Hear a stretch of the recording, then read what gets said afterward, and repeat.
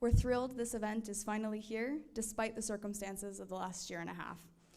It's great to see all of you here, and a special thanks to our expert speakers and trainers, several of which are here today. If you haven't met them already, say hello. Without them, this week would not have been possible. I would also like to thank our partners, Erasmus+, Metropolitan University, Europski Dialogue, EYP, Scambi Europi, Youth Media Association, NISI, Porto Malati, NY Press, Chupava Kelaraba, and Beta News Agency for their major contribution in bringing this event to Belgrade. Before we can get started though, we have a couple of house rules to run through quickly. Firstly, all sessions throughout this week are mandatory unless otherwise discussed with your organization leaders or a YT staff member. If you do need to miss for any reason, please let us know as soon as possible and we will sort it out. Secondly, no discriminatory language or prejudice of any kind will be tolerated for any reason at any point during this event. And lastly, the bus will not wait. So, on your event guides, when it says we're leaving at a given time, it means the bus is rolling at this time. So, good rule of thumb, 10 minutes early. Otherwise, I have taxi numbers for you all. On that note, the bulk of our sessions throughout this week will be hosted here at Metropolitan University in this room and 2 others in this hallway. Also, you'll have access to a computer lab for any research or article writing during the event. However, we can't guarantee a computer for each of you, so if you've brought a laptop or a tablet with you to Belgrade, consider bringing it to the university with you if you want.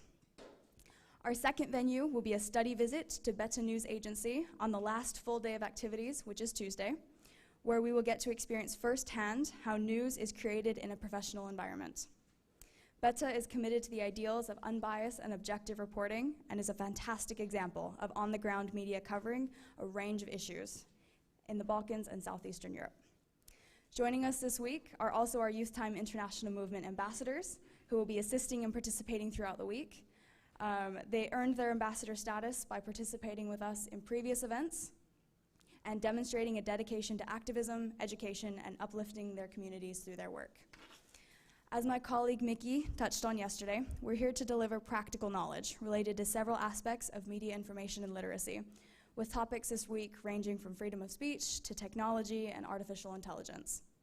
Our goal with this is to equip you with day-to-day theoretical and practical knowledge about navigating the ever-growing field of media through all angles. But let's start with a little bit of context that will help you with your week and an overview of the issues you'll attempt to tackle. Media, as it was previously known, before the digital age, consisted of paper stands and traditional public trust, what many would call the good old days.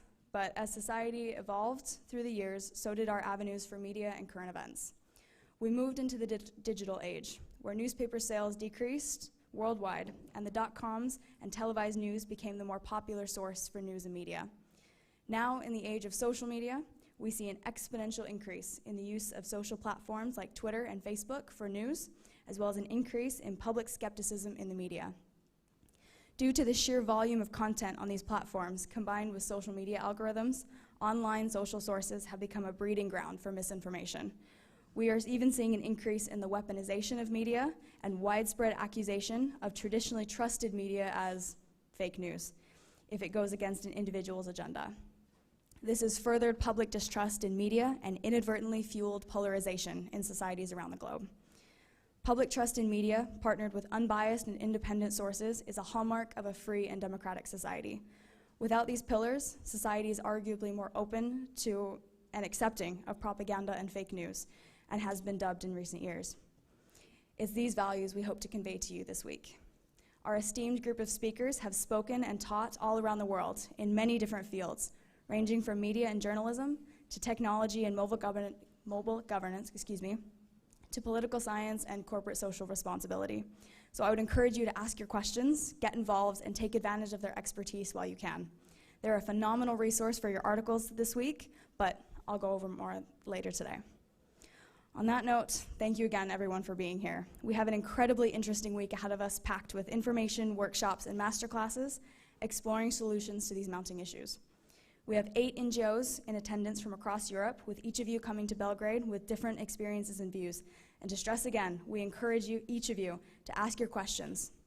No matter what they are, we want to hear from you. share your voice, network with our speakers and your fellow participants, and really make the most out of this week in Belgrade. Quick reminder as well is our photo contest throughout the week that Nev mentioned yesterday. Use hashtag YTSerbia and tag Youth Time International Movement in your photos, and the best 2 photos at the end of the week will win a bag of goodies. Now we move into our first session, and kicking it off is your group leader from Serbia with the first presentation of the day. And quick reminder for all speakers, we're live streaming, so please use the microphones, otherwise you'll be mute to our online audience. So, thank you.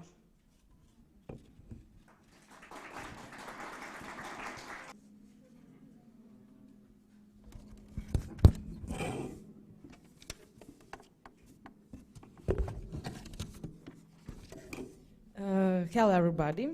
My name is Milica Milošević, and it is my first time, honestly, I'm sorry, it is my first speech in English, so I have little anxiety about that.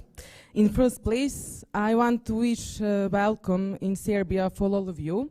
My team and I, also, actually Lazar, Olja and I, is trying to be a good host for all of you.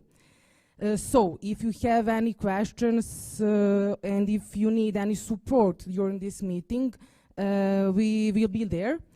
And also, I really hope we will have a wonderful time together. And I want to thank Youth Time magazine because they recognize my work. Subject of this happening is media literacy. In this case, media literacy in Serbia is not so very well, especially in culture.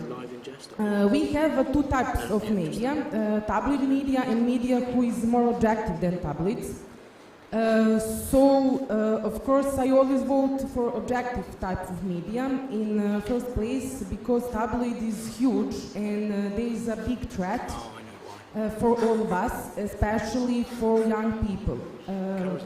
In this type of media, we can read nothing intelligent, and it is full of fake news.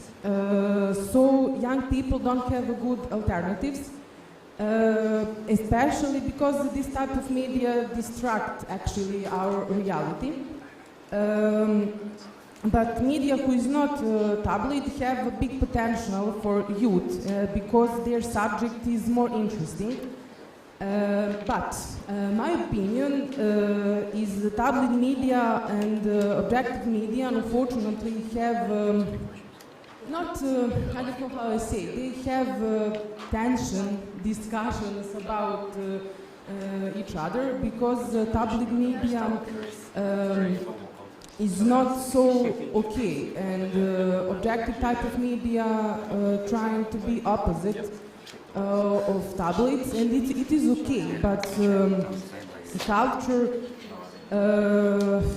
is not main topic in these places, and it is a big problem for one nation. Of course, we have a great media who is promoted culture very well, but culture like subject is not interesting here, and it is not attractive. And because of that, in 2016, I make a decision for created the website Grupova Keleraba. I don't know how we can translate in English, but maybe Curly Kalerab or Kolerabi or something like that, but title is not so important because it's more important mission of my site, and that mission is promote the culture subjects in an interesting way. In Grupova Keleraba you can read about books, music, art, and also theaters, movies, and books reviews.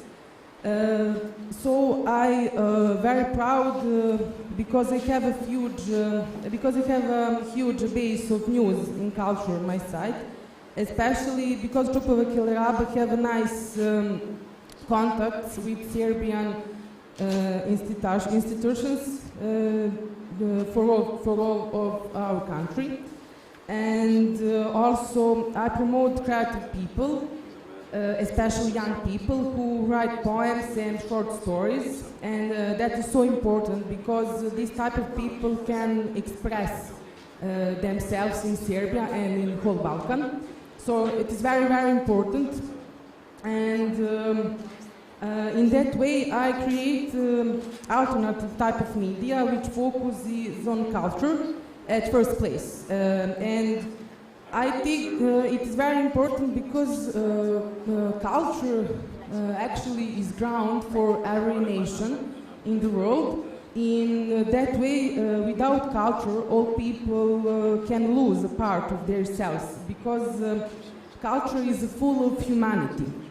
And that subject is very important, and I'm really happy when I see sites who have same missions like mine in future. I want to culture be the main topic of our media, so I never stop working on my site and I never stop making new contacts, with great people. In the end of this speech, I want to say thank you for all people who write on Čupava Keleraba, and I also want to wish a great time in this meeting for all of you. And I think we together make good memories.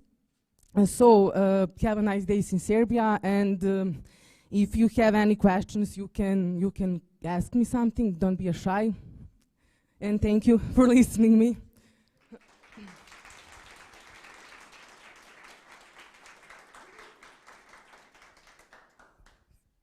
Thank you very much for that introduction and your interesting insights. And firstly, a very big congratulations on your first speech in English. That was incredibly well done.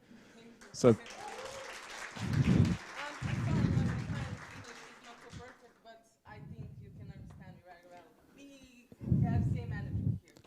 Absolutely. And I think you've shown how relevant it is that we're having this conversation, and particularly here in Serbia.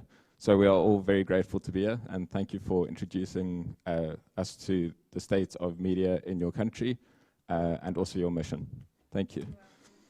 Next up, we would like to introduce the representative from Bosnia and Herzegovina.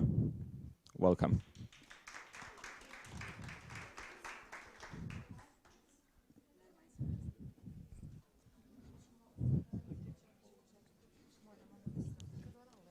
There's the... Yeah, we have our presentation. Did you download it? Mm? Okay, great. So if you just use the clicker there, you can go through the slides. Great, thank you. Hello. Yeah, it's on. Try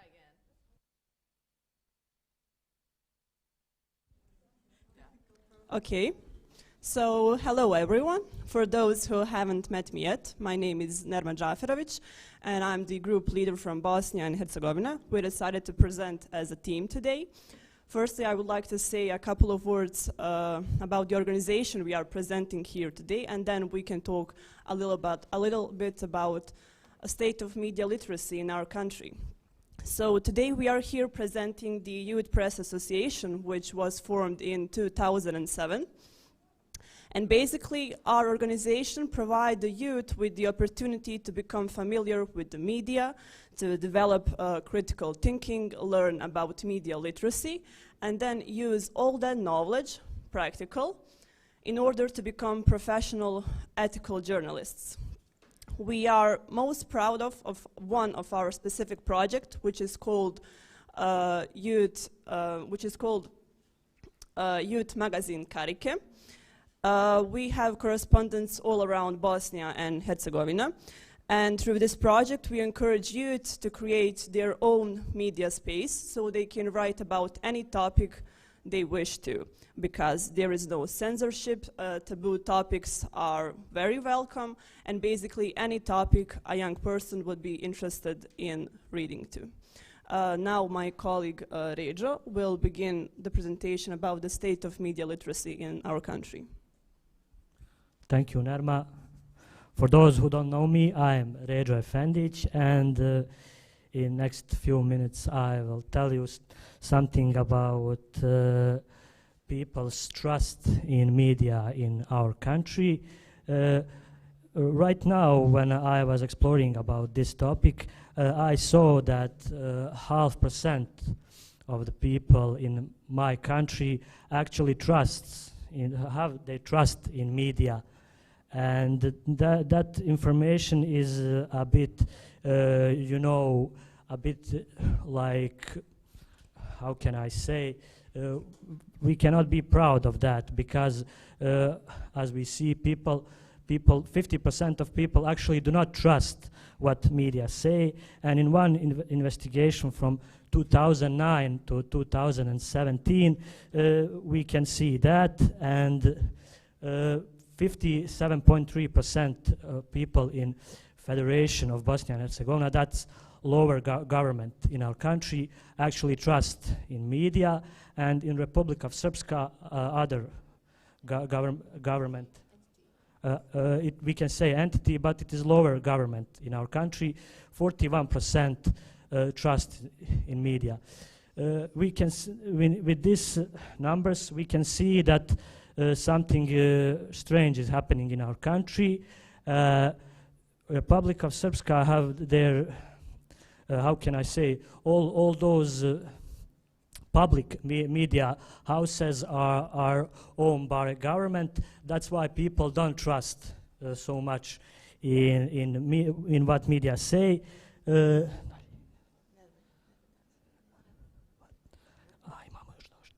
And my last part is, we can say in my country, people have most trust in TV because it is a remnant of the previous system in ex-Yugoslavia, which Bosnia was part of that country, and the people are right now believing more in what TV is saying because they have latest news in like their daily program. Thank you so much. You know, I'm a bit scared when I talk in front of all of this audience, so never mind. Thank you.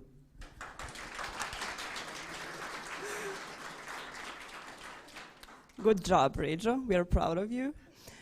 So, unbiased versus biased media in our country. So, I don't know if you knew, but our country is quite famous for a good coffee. And do you know what we usually serve with our morning coffee? Fake news.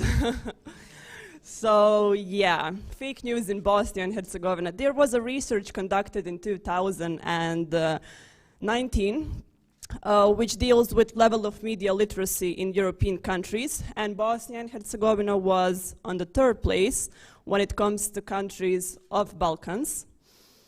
So not some great news for us.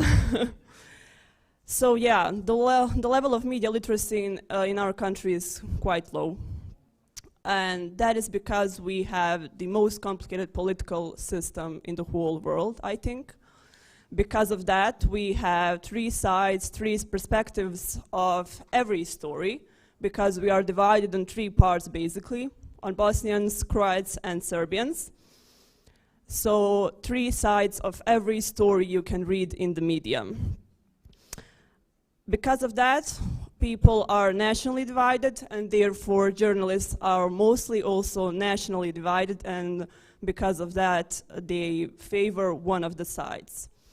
Most of our media are under the pressure and owned by political parties, so those are also not some great news for us.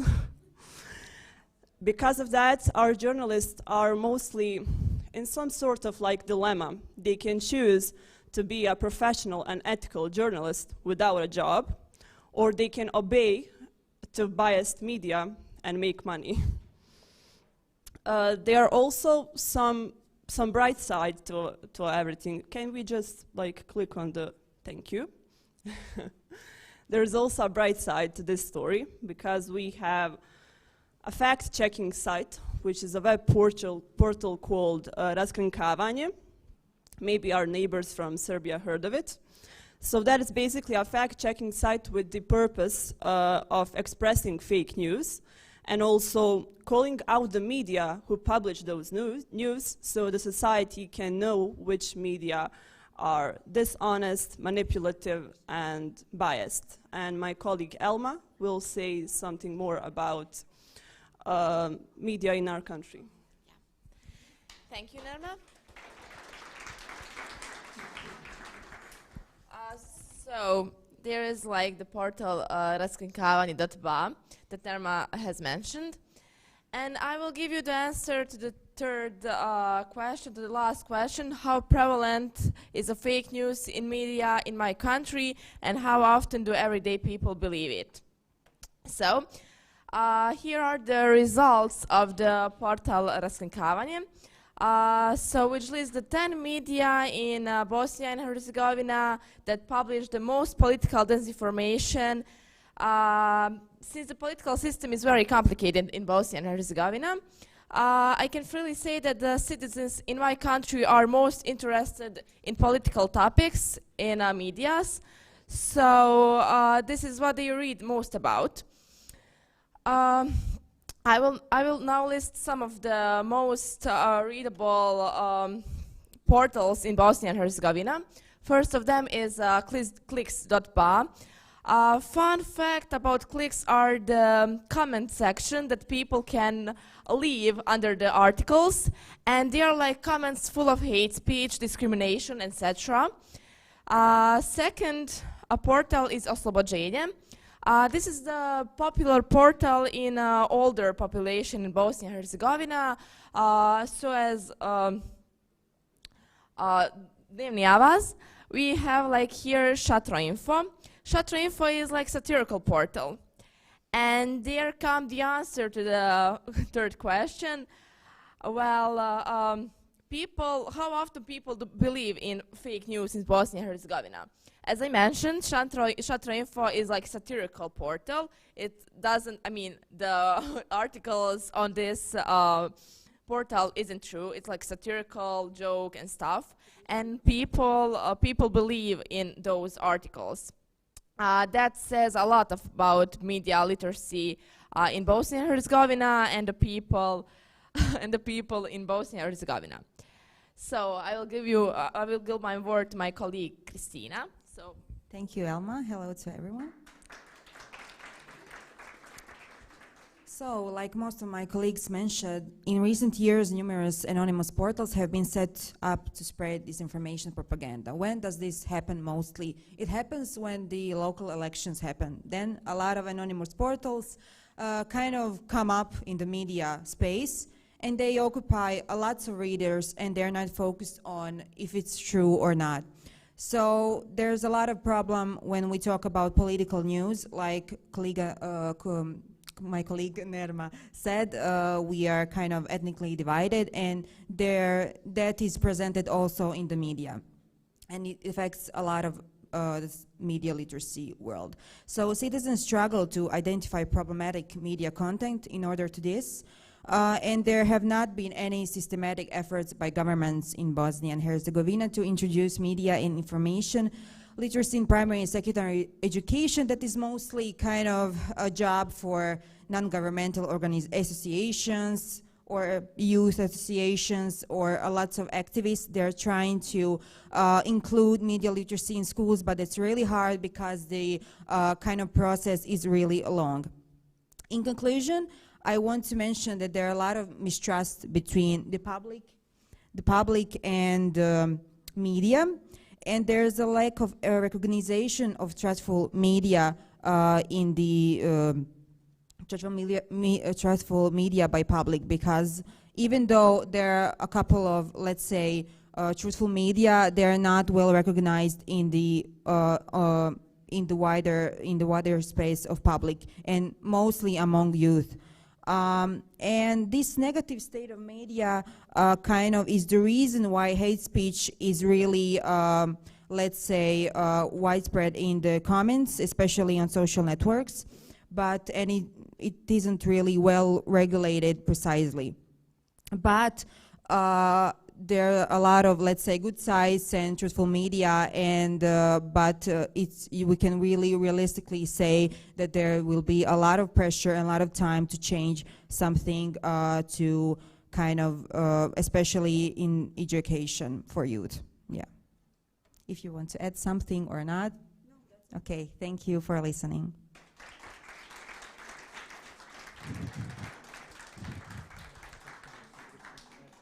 Right, a very big thank you to the team from Bosnia. I think a very interesting theme that you've touched on there is trust, or lack thereof, in media, and I'm sure it's one we're going to continue to see throughout the event. But I'm also really glad that you mentioned the bright side, because I think it's a big part of why we're here and discussing encouraging responsible journalism as we continue. So thank you for that. Next up, we have the representative from Russia. Welcome. Thank you. So let me start my speech from a personal story. About 3 months ago, a pedophile was put in prison at the school that I graduated from and where I taught the subject of media. So it was one of the teachers, and he organized hacking trips for students, and there he harassed some boys. So it's terrible. But even worse, that it lasted 20 years before it became known. 20 years old. For comparison, I'm 20. That's for 20 years, the victims, the students who knew, the teachers, and even the school administration, included director, were silent about this. So, why did I tell you this story? It seems to me and our team that this is a vivid example of what we should try to solve using the media. Our organization, UnPress, works with youth media, and we believe that our main task is the development of civil society. Here we would like to turn to the first feature of the Russian media. This is a great dependence on the state. First, it's historically the largest media in our country, at least have belonged to the government. Secondly, the habit of paying for content and for independent medias has not yet been formed in Russia. But we have a good news. We are sure that this habit has already begun to form. So it should be noted here that, of course, it isn't secret there are still forbidden topics for the media in our country. We decided to call these topics one word, politic. But our organization didn't face this pressure because we simply decided to occupy an important but not forbidden sphere. It's youth, it's society and civil activity. The second feature of the Russian media is our geography. Yeah, we have a huge country and there are 85 regions in our country. So every one region has their own media, and each region has own topics and own problems. There is no single center for all of these media that could create a single content for each region, because what is interesting to Moscow may not bother Vladivostok at all. And the third feature also applies to regions. Now we must admit that there is not such a strong journalism there we would like. Regional media don't have enough good personnel. Moreover, they work more for regional administration than for the residents of this region. Their target audience is the regional government. Therefore, we often find important but absolutely not interesting and not adapted to people materials in such media, regional media. So the good news is that we and other organization, UnPress, are working to fix this. So we believe in Russian journalism. Thank you.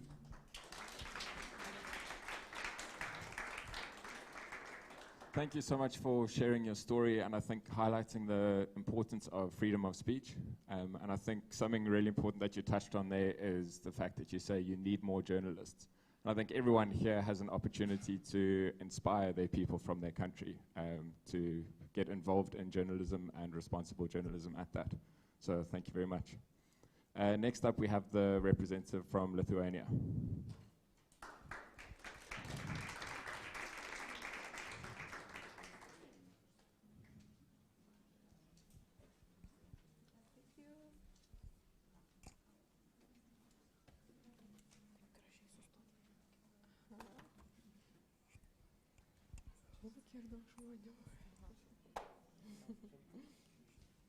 So, hello everyone. That's really nice to see you all from this side. You all should try this. So, okay. First of all, I want to mention organization which we are representing. It is Media for Change, Lithuanian organization. And today we want to talk about the state of media literacy in Lithuania. So, is the media trusted in Lithuania? Probably this topic is especially important in Lithuania at the moment because the observations confirm that the media literacy trust in Lithuania is the lowest of entire history of observations since 1998. So it's more than 20 years from now, and that's not so good. And now we just have a look for new portals that just say that that's not so good, and my colleague will talk more about why that's happened. So, generally, the most trusted network would be radio, and the least trusted, of course, social networks like Facebook, Instagram, and etc. But the main few reasons, I guess, which kind of divides the country, I guess I would say, would be the migrant crisis, vaccination, LGBTQ+ situation, idea of media compliance with newly elected government, and basically other individuals with alternative opinions on the major platforms. The migrant crisis, first of all, is a little bit of a weird situation. We have migrants coming from Belarus and, of course, Afghanistan. A lot of people are really, I guess, scared or maybe intimidated. Where are they going to live? What is going to happen? And there's a lot of prejudice and distrust generally on the news reports that people are just coming to our country. Vaccination, of course, is a common problem. It's a global problem. A lot of people think it's a hoax, or maybe there's no vaccination at all, the coronavirus doesn't exist, and actually mentioning the other individuals with alternative opinions, they are actually jumping on the bandwagon and kind of disclosing their opinion in a way that is not really objective, and they don't fact check a lot, and certainly on the major media platforms, there's a lot of comments and a lot of expressed opinions that kind of, I guess, just degrade the idea of media in general, that this is all paid for, this is all compliance with the newly elected government. Anything that basically positive that comes out about the new elected government is, of course, has to be paid for or something like that. So there's a side of this media in generally in Lithuania that is, I guess, trusted in fact-checking. There's the other side that's has a lot of alternative opinions and of course paid posts and something like that. And the country right now is divided between should we trust it, should we not trust it, and there's a lot of concerns and conversations about it. So at this point we're just trying to figure that out, but basically this is the situation. Yeah, and we've done a little research about how why the media is not trusted in Lithuania. So one reason could be that regional media in half of Lithuanian municipalities are ruled by politicians. When it is ruled by politicians spread the information like political propaganda. And people, when saw this news, they are not trust the regional media. Yeah, and the situation on national level is really kind of different. Here you see basically all national media products, television, radio, newspapers, online portals, and the situation is really good. Like on national level, we have truthful and honest media without propaganda, but there is one aspect, newspaper Respublika. It was started published in 1989.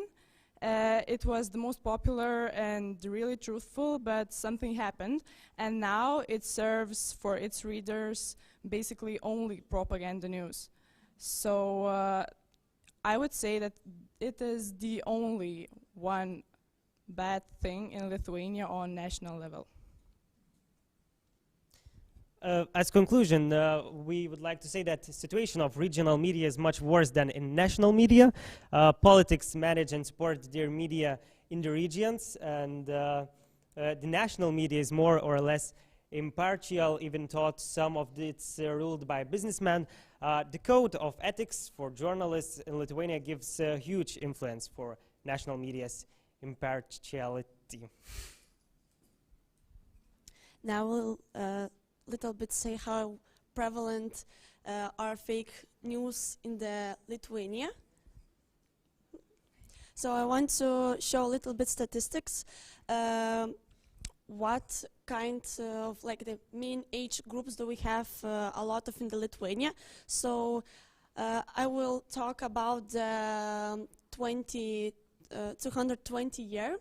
And we can see that from 0 to the 14 years old, we have only like not much of young people in the country. We like have a lot of the people from 15 to 64 years, and I think that we can understand that we have a lot of people who can work on, I don't know, spreading information. Also, we have a lot of the old citizens, the grandmas. Also, we have one problem in our country that I was searching today. We have 17% of the people that do not have a work. And for example, during the quarantine, a lot of people had lost their job. For example, my dad, he had a lot of time a job, and one day he just lost it, and he was sitting at home during the quarantine. He was watching the news 24/7, and he was believing all the fake news that he was finding in the Facebook. He was sharing, and I understood that people who are not working, they're like the reason of the fake news, because it's more easier to give them the fake information that they would share it.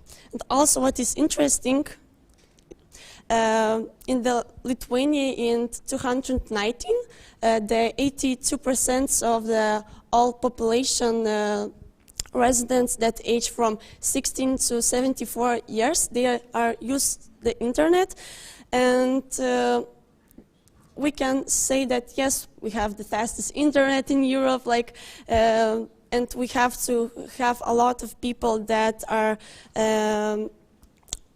thinking critical, but sadly it's not the biggest percent of the people. We have a lot of I'm sorry, we have a lot of courses about the media literacy, but like Martin said, everyone thinks that I don't need that, I know the media, I know how to think fake, but when you meet the fake news, it's hard to understand, is it fake or is it real? You have to know how to search the real one and feel the differences. Also, like, I don't know, everyone had the fake Gmail, the emails like getting. So you never will understand without your knowledge, is that real or fake? Now I will give the microphone to my friend. Thank you. Oh. Actually, Ursula told my words. So I am going to talk about how often people believe in news they hear, well, quite often. And it doesn't matter how ridiculous they might be, just because if you hear the news, it doesn't mean you listen to them. And people usually are lazy to think and to critically analyze what is going on in the world and around us. So according to the statistics, lower class people, which makes 1/4 of the populations, are more affected by fake news, since they're lazy to critically think and about what they hear. Even though literacy and education levels are high comparing to other countries, Lithuanians tend to believe everything they hear, especially if something negative happens. People are more vulnerable under hidden fears and stress, and historically, Lithuanians are scared, for example, to lose independence or to have less freedom of speech and how they can express themselves. So it's easier to make citizens believe about certain things which are happening in the world. And also when the asymmetric information comes from different sources on which Lithuanian populations relies, makes them believe to every piece they hear, and especially when the source is kinda have reputations in the country. Thank you. And we're really happy that our organization just started work on really a good project called I Was Told. So I Was Told are courses that enable to understand the media and their impact, to think critically and responsibly, to use the necessary information from media channels. So we just want to ask everyone, are you thinking what are you read, what are you speak, and so on. So we hope it will be good and it will be help to all Lithuanians. Thank you.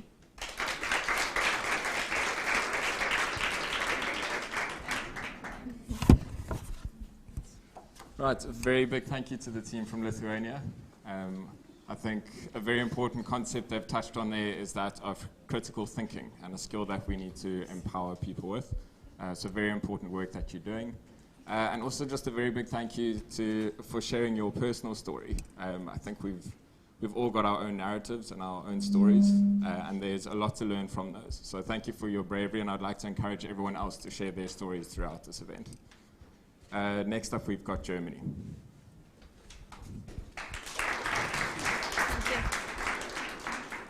Good morning, everybody. It's a bit strange, but good morning, everybody.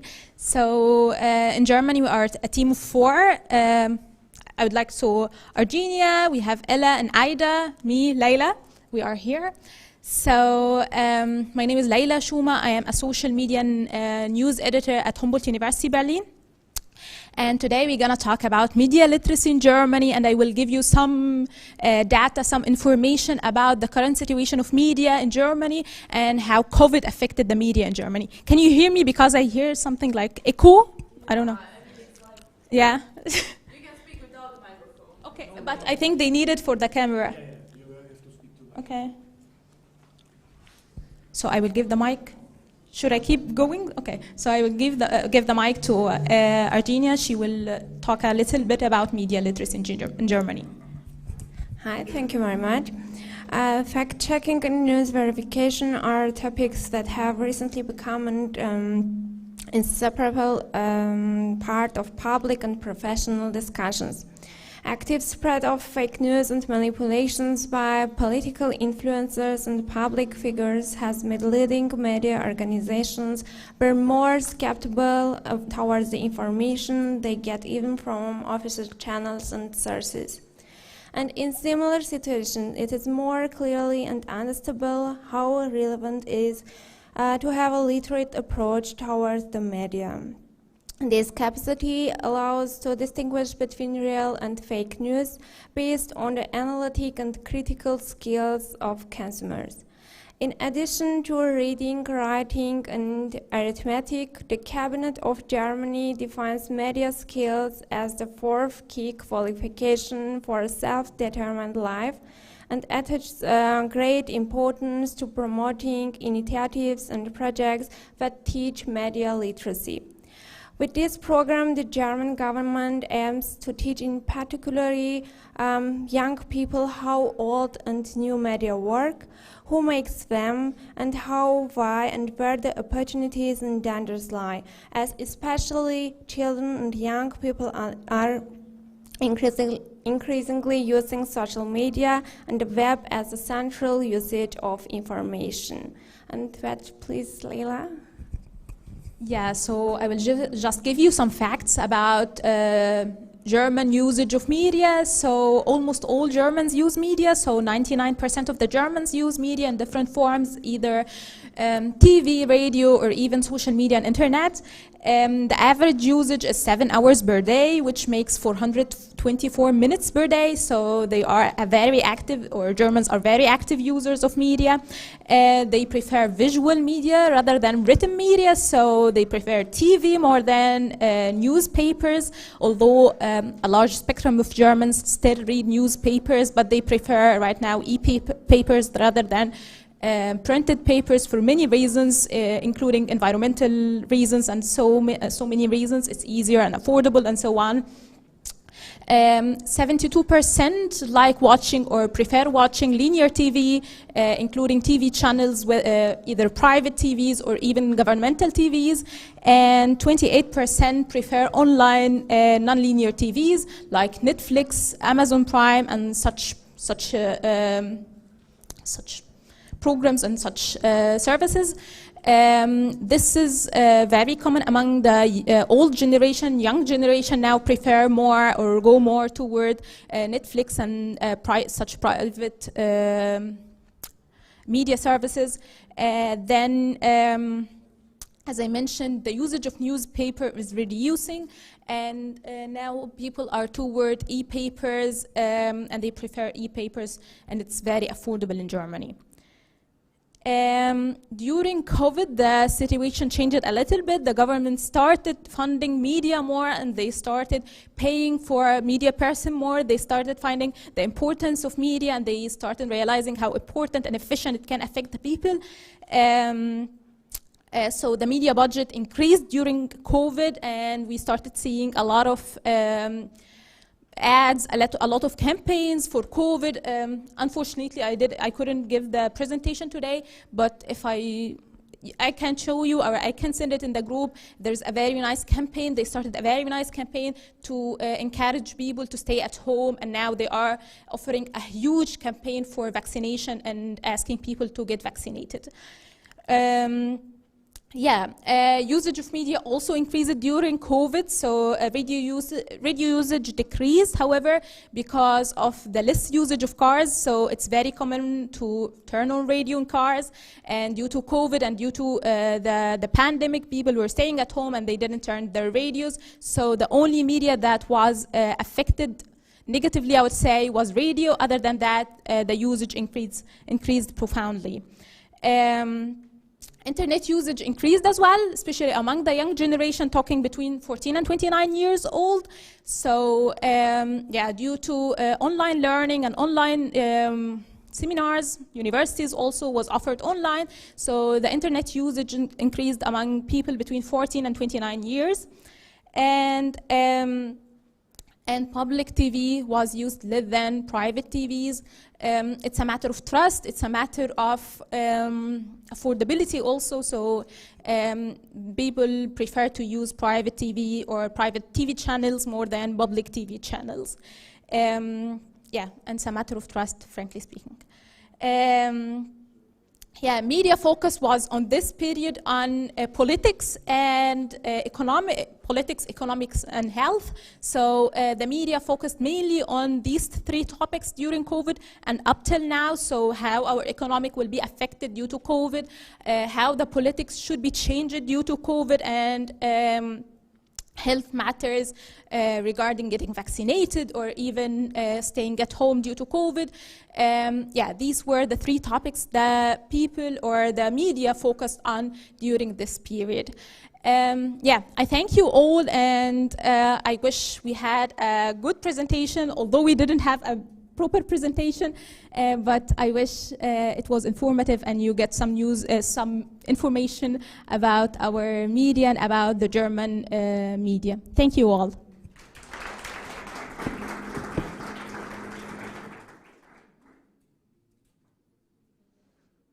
Thank you very much for that. I think, again, we're seeing similar themes of trust, but already seeing some contrasts in terms of mediums of media and the way it's consumed. So it lends itself to a very interesting conversation throughout the week. Just to let you know that the live stream is going to be downloadable at future, so you can, in the future, so you can rewatch it. But otherwise, we are going to take a very quick break, just 10 minutes. So if I can ask everyone to be back at 10:30. You can grab a drink, or if you'd like to use the bathrooms are down the passage to the left. Thank you. Next up, I would like to welcome the team from Italy to come and present.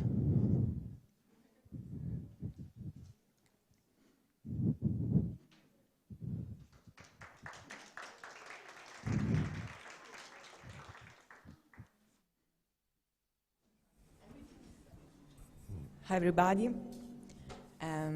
We are going to talk about digital and traditional media in Italy and the state of journalism and also fake news.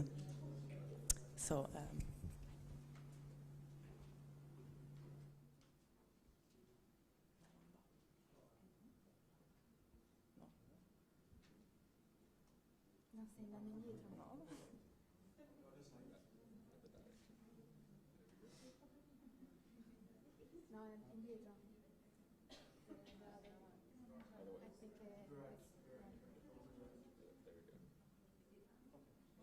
quindi devo andare avanti.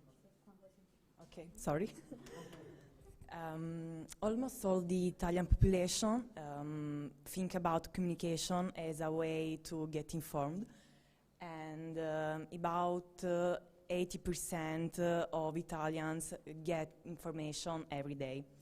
Italian diet is characterized by a cross-media phenomenon, and finally, there is also just a little part of Italians, about 5%, that doesn't access to information. There are different types of tools information, both digital and traditional, and TV news, paper newspapers, social platforms like Facebook and also Google. But TV news, so television in general, is on the top, keep the leadership. In fact, is the medium that Italian mostly use to getting informed, while radio, Facebook and Google are on the same level. In regard of perceived reliability and reputation of traditional and digital media, we can say that television and TV news are more important in terms of value of reputation and reliability, while radio and radio, Facebook and Google and in general digital media are on the same level. So even if digital media are in this last year more used by Italians to getting informed, they are perceived as less in terms of reliability and reputation than traditional media. Freedom of expression is part of one of those freedoms that are deeply felt for Italians. As in the fascist period, there was censorship and systematic control of communication. On the basis of this, in fact, in the Italian Constitution, there is Article 21, which states, everyone has the right to freely express their thoughts with speech, writing, and any other means of dissemination.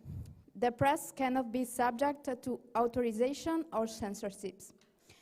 Seizure can only be carried out by reasoned act of the judicial authority in the case of crimes for which the law on the press expressly authorized it, or in the case of violation of the rules that the law itself prescribes for the indication of those responsible. The Order of Journalists in Italy was officially born in 2016 by putting together various previously papers. Within the orders, there are the rights and the duties of journalists. In the addition of the Article 21 of the Constitution, there is another ethical foundation in the order. The journalist defends the right to information and the freedom of opinion of every person.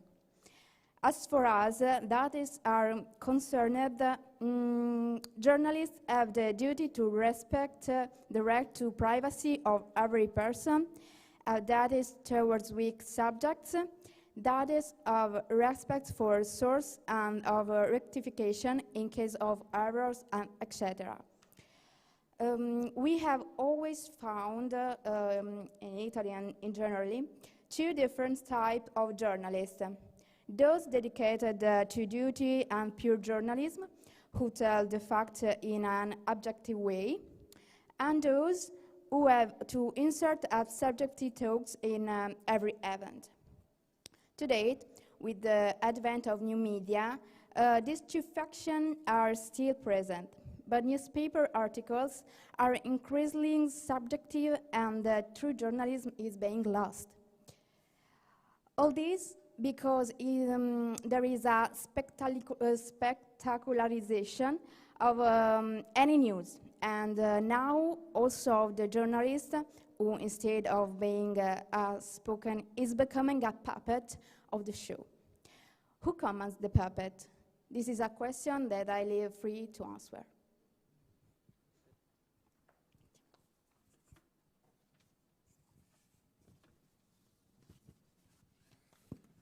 Okay, so we have talked about traditional methods. Now we will give an overview of the situation in Italy regard to the digital media, different targets, user and fake news issue.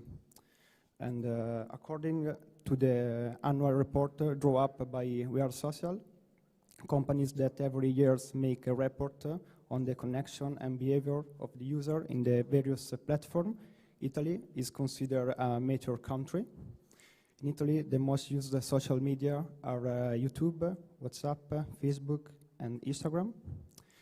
Mature means that the use of the internet and social channels, which are used in an increasingly diversified way for the purpose of information sharing and conversation. In Italy, there are more smartphones than inhabitants. Yes, the number of smart devices exceeded the number of residents, with about 18 million devices. Our Italian modern society can be divided into 4 categories. Baby boomers, generation was born between 1946 and 1964, and is increasingly approaching modern technologies. The peculiarity, they prefer desktop computer to mobile device, seem to be less inclined to verify the reliability of the news, and they tend to consider true any news appears on the social wall, and seem instead to be more prone to the compulsive press on the share button. Generation X was born between 1965 and 1980, lived at the beginning of the internet, and is much more open to social media than baby boomer. It represents 24% of Italian population, and according to the survey, about 18% of this generation use Twitter and Facebook, the favorite from over 55. Then we have generation of millennial and generation Z.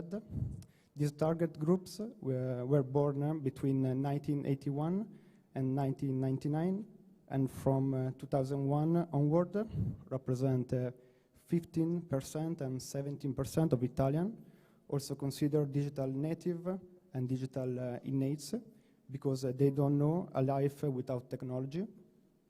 They are a user who prefer smartphone and are large user of virtual reality, TikTok challenge, and consider Facebook a social for all. The favorite media are YouTube videos and social media channel. The online experience of this generation with social media could be the reason why they are more likely to spot the difference between a credible source and fake news. Hi, hello everyone. As we were talking about the media in Italy, I would like to show you an example. An investigation of the Italian police states that the deep knowledge of social platforms seems to allow young people to immediately smell the fake news. Clickbaiting is the first alarm bell. For 25% of young people, if the news has unclear headlines, which invites you to open the link, it will probably be a fake news. As well as the presence of images that push us to click to learn more must put us on attention. But also, explicit requests to share the content. An article shared by pages that have already published fake news. Alarmist or sensational headlines are very popular signals by young people. For the record, about a quarter of the over 25 could not indicate how to spot a fake news, while among the under 25s, they dropped to 1 in 6. On the other hand, it was found that many adults do not ask themselves the problem of verifying whether a news that circulates on social media or on the web is true or not. Indeed, they do not really pose the problem, while younger people check if there are more reliable websites that talks about the same topic in the same way.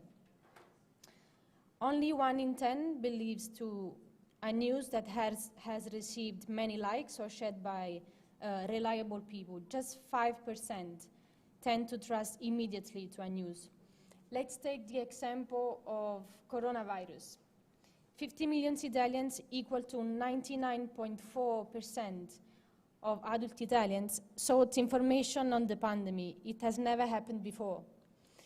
For 49% of Italians, the communication of the media on the pandemic was confused. For 39% was anxiety-inducing, and for 34% was excessive. Only for the 13%, only 13% of Italian people think it was balanced. The pandemic represents an exemplary case of an unknown event, how an unknown event can be the subject of so much bad communication that at the best it has confused Italians about what to do, and in many cases it has created a lot of misinformation. And I think we finished. Thank you everyone for the attention.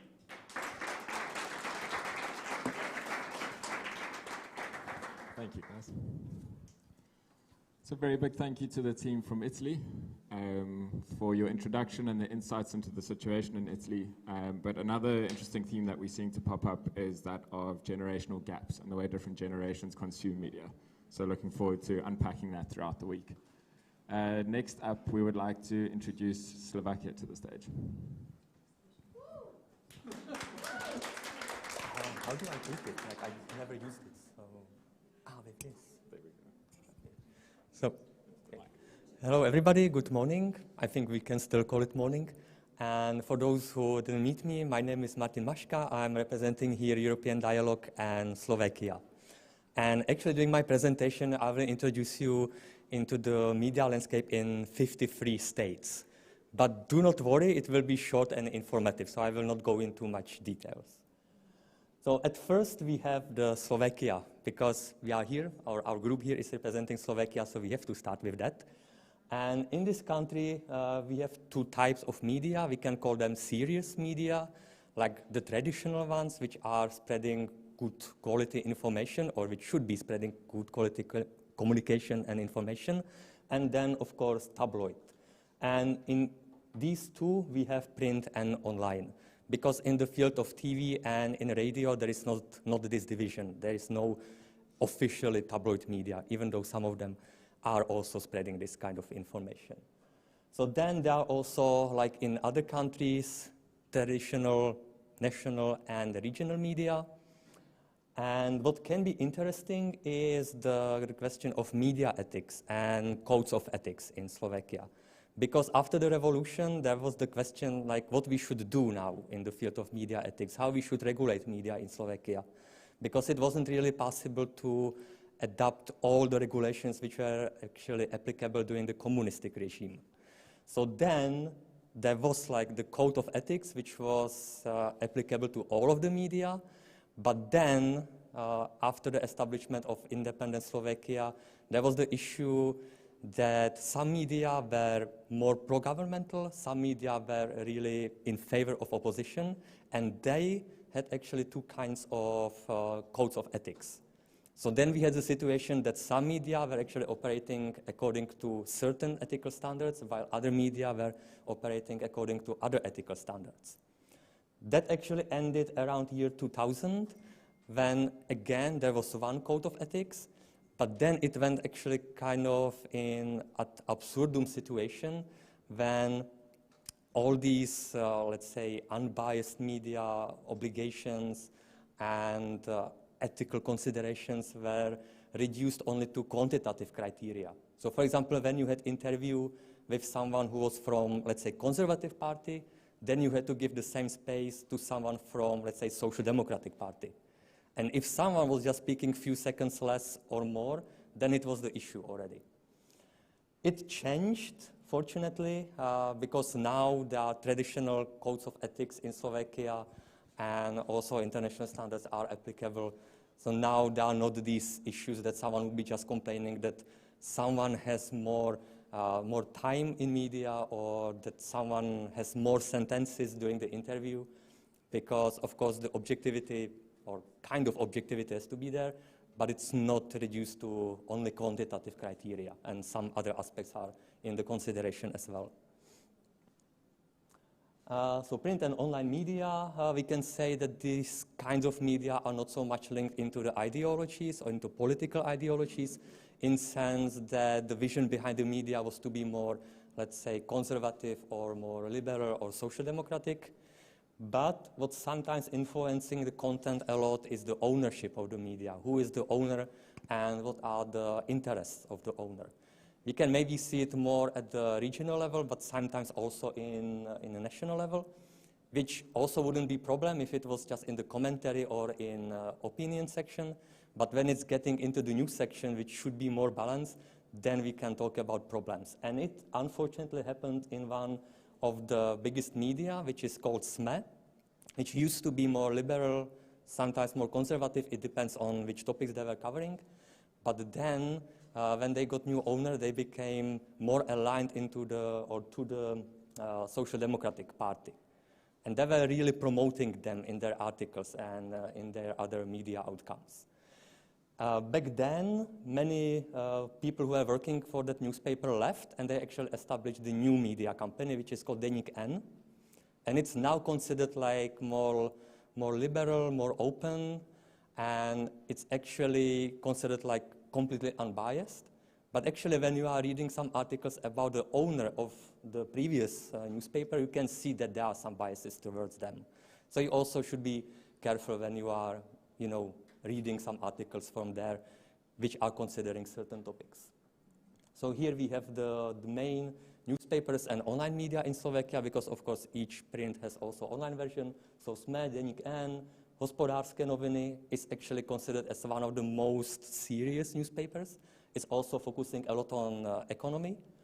Aktuality SK is also a very important one, also really highly professional and unbiased. Pravda and Nový čas is the tabloid medium. And it's actually the medium which has the biggest readership. And I think it's like that in all the countries, that tabloid has usually a lot of readers. So then TV and radio. The media landscape is divided into public service and commercial, like in many European countries. Public service is actually not completely state media or governmental media, because according to its internal regulations and according to the law, it has to serve people. So it has to, broadcast some sessions about minorities and about certain topics, and it shouldn't be influenced by politicians. What's the problem in Slovakia is that actually politicians are trying, and sometimes they are really influencing media content through media council, because they can actually appoint members of the media council, and then of course they can influence the agenda of the medium.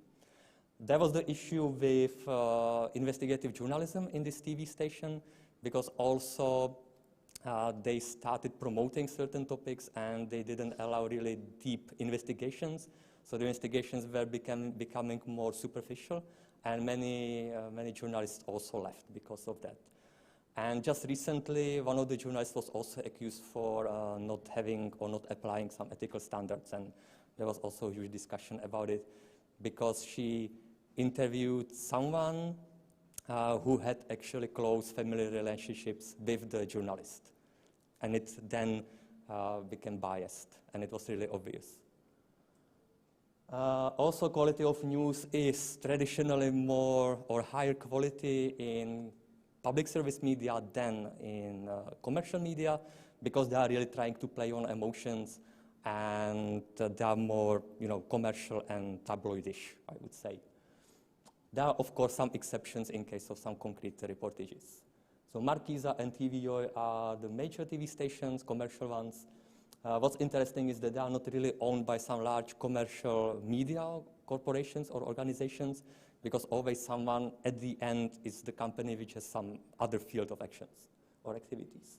And there is also one TV channel which is just focused on the news. So what we can just summarize is that there is decreasing trust in journalism, which is caused by by biased reporting, and also by decreasing or increasing misinformation in Slovakia. Because there are also some political parties who are really saying media are spreading fake news, you shouldn't trust them, you should trust media which are actually aligned to our parties and to our ideas. Commercialization, that's actually applicable to public service, that they are more focusing on profit and having bigger audience, so then they are also becoming more emotional. By supporting fake news, disinformation, especially in northern and eastern parts of Slovakia. There was one survey saying that 50% or more than 50% of people in eastern Slovakia trust disinformation about whichever topic. There's also one satirical medium which is more active on Instagram and on Facebook, and it's called Zomri. And it's reacting on many current affairs, and sometimes you get even actual information from them than from the media. So you see something there, and then you are going to traditional media to check more. And Investigative Center of Jan Kuciak, maybe you've heard of him. It's the journalist who was killed in Slovakia several years ago. And because he was a great investigative journalist, they made the Investigative Center named after him. So they are kind of caring of bigger or high-quality investigative journalism in Slovakia. The second state is Austria. So again, serious and tabloid media, national and regional ones. Compared to Slovakia, we can say that the print media are more connected to political ideologies. That's actually related to social structure of Austria, which is today less than in the past, but still you can see the division into conservative, social democratic, and liberal. So the media are also divided according to this. But it's not secret. They are actually admitting it, that we are publishing more, let's say, conservative, we are publishing more, let's say, liberal, and it's still staying on the level of commentaries and opinions. It's not, projected in the news. So news are still unbiased in those as well. And it was actually next to the last country in Europe which allowed commercial broadcasting in Europe. And can you guess in which year it was? Any idea? I would say that in most of the countries it was around 80s. Okay, in Austria it was 2003. And the country which allowed the commercial broadcasting as the last was Albania. So here we have the main print and online media. Standard is more social democratic, Die Presse is more conservative, Kurier is somewhere in between, Kronenzeitung is tabloid media, and Kleine Zeitung, Wiener Zeitung are regional ones. TV and radio, there is a strong position of public service media in Austria. And that's actually related to the trust in media, because public service is actually like a guardian of unbiased and professional media in Austria. And again, if we compare it to Slovakia, there is not so strong control of the public service media, because there is also so-called Publikumsrat, which is the audience council. And in this audience council, some let's say labor unions or church unions can name the representatives, and then they are representing the interests of these people or people who are from certain churches or professional groups. That's existing in Germany as well, but compared to that, in Austria, the chancellor can also appoint representatives of other social groups. For example, some minorities or organizations which are working with minorities, or even youth organizations. So then there is even higher representation of people in the public service medium. There is less commercialization in general, even though, because there weren't really commercial media or commercial televisions before, there is also a lot of advertisement in public service media, but it's not influencing content really. And there are also many German media in Austria which are active, because there were no commercial TV stations before.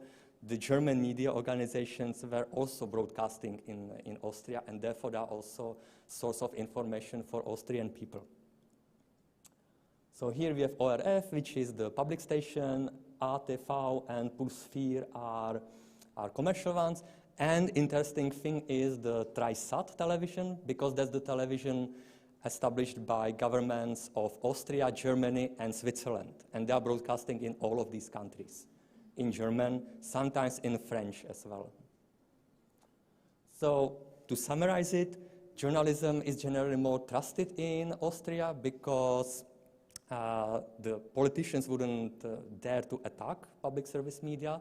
And even the vice chancellor of Austria had to apologize to one anchorman of the main TV show, because he said about him that he's spreading some false information that wasn't true. In some countries, nothing would happen. In Austria, he had to apologize, because otherwise people would say, well, you are trying to attack some fundamentals of our democratic society. Public broadcaster is also applying high professional standards. It's something like BBC. And this information, again, is more about the far-right parties, because far-right parties are also spreading a lot of false information. And migration is the main topic, COVID-19, still elections usually as well. And there's also one satirical online magazine which is called Tagespresse. And if you were looking at its website, then you would think it's the classical media website, because it really looks like that, but it's not. It's a complete satire, and it's something like Onion TV, if you know it. And now we have other 51 states, so United States of America. And I thought it could be interesting for you, because the media landscape there is completely different from the one in Europe. Not only because there is the federal level and the state level, and because the commercial media are more predominant than in Europe. So in many European countries, you have governmental or more or less governmental influence media or public service media, which are also big. They can do some big productions as well. They focus on news a lot. And then there are some commercial ones which are not focusing on news that much. In the United States, it's actually opposite, that the commercial media are very strong. They are also producing a lot of news, while public service media is actually quite small compared to market size in Europe. So here we have the map of TV markets and radio markets in the United States. You can see that in many countries or many states, you have the same media offer for all the people. In some states like North Dakota, you have 2, or West Virginia, there are like 4. In some states like California, there are a lot. So the countries are then divided, and you have a big diversity of media and media content which they are offering you. There is so-called Big Three, which is NBC, ABC, and CBS, so National Broadcasting Corporation, American Broadcasting Corporation, and Columbia Broadcasting System. And each of these is active at the federal level. But then they have also local TV stations in each of the states. So you would have, I don't know, NBC 7 in California or CBS 8, I don't know, in Nevada. And each of them is producing TV shows, basically everything, but also news. So the news section is always very important in these. Then you have the other commercial ones, for example, Fox and CV, or CW, sorry. And then, as you know, the cable TV HBO, which is also accessible around the world. Then there is the public service, which is PBS, Public Broadcasting System, and NPR, National Public Radio. And as I said, they are not so big, even though if you are looking for some quality information, then probably National Public Radio would be a very important source for you. What's interesting about PBS is that in the past, they had studios in each of the countries or in each of the states.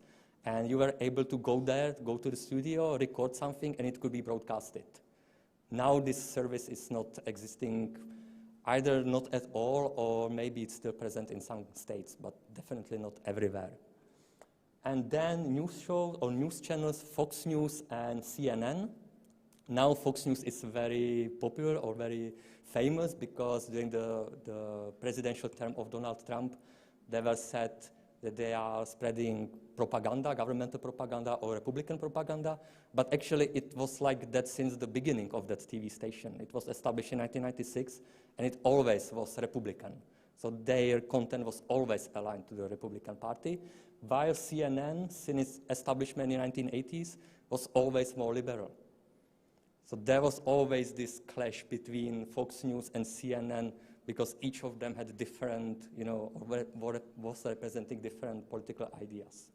Also their owners, owner of Fox News, Rupert Murdoch, and owner of CNN or establisher of CNN, Ted Turner, had also some personal disputes, which were then also, projected in their businesses. So that can explain you, or that can give you some idea of how to actually find out what is the best source of information. You can take the article from Fox News, then the article about the same topic from CNN, then take some articles from one of the big threes, and then you can get really the picture of what is the real state of the topic. As I said, media, commercial ones are predominant, and what's also a big difference compared to European media is that there is the bigger connection between the television industry and the news industry and the movie industry, because each of these corporations which is running news media and which is running TV stations has also some connections based on ownership with the TV studios. So you have NBC Universal, for example, or you have CBS Viacom, which is owner of Paramount. There was also this connection between Fox News and Fox Studios, but now there's another owner of that, so it's not relevant anymore. So, as I said, very short introduction, just on the surface, but I hope it was useful for you as well. Thank you. Thank you. Thank you for that. As you promised, it was an extremely informative introduction, and thank you for that introduction to and the contrast between Slovakia and Austria, and also that bonus of the US. So extremely informative. Thank you. Finally, we would like to welcome the representative from Czechia.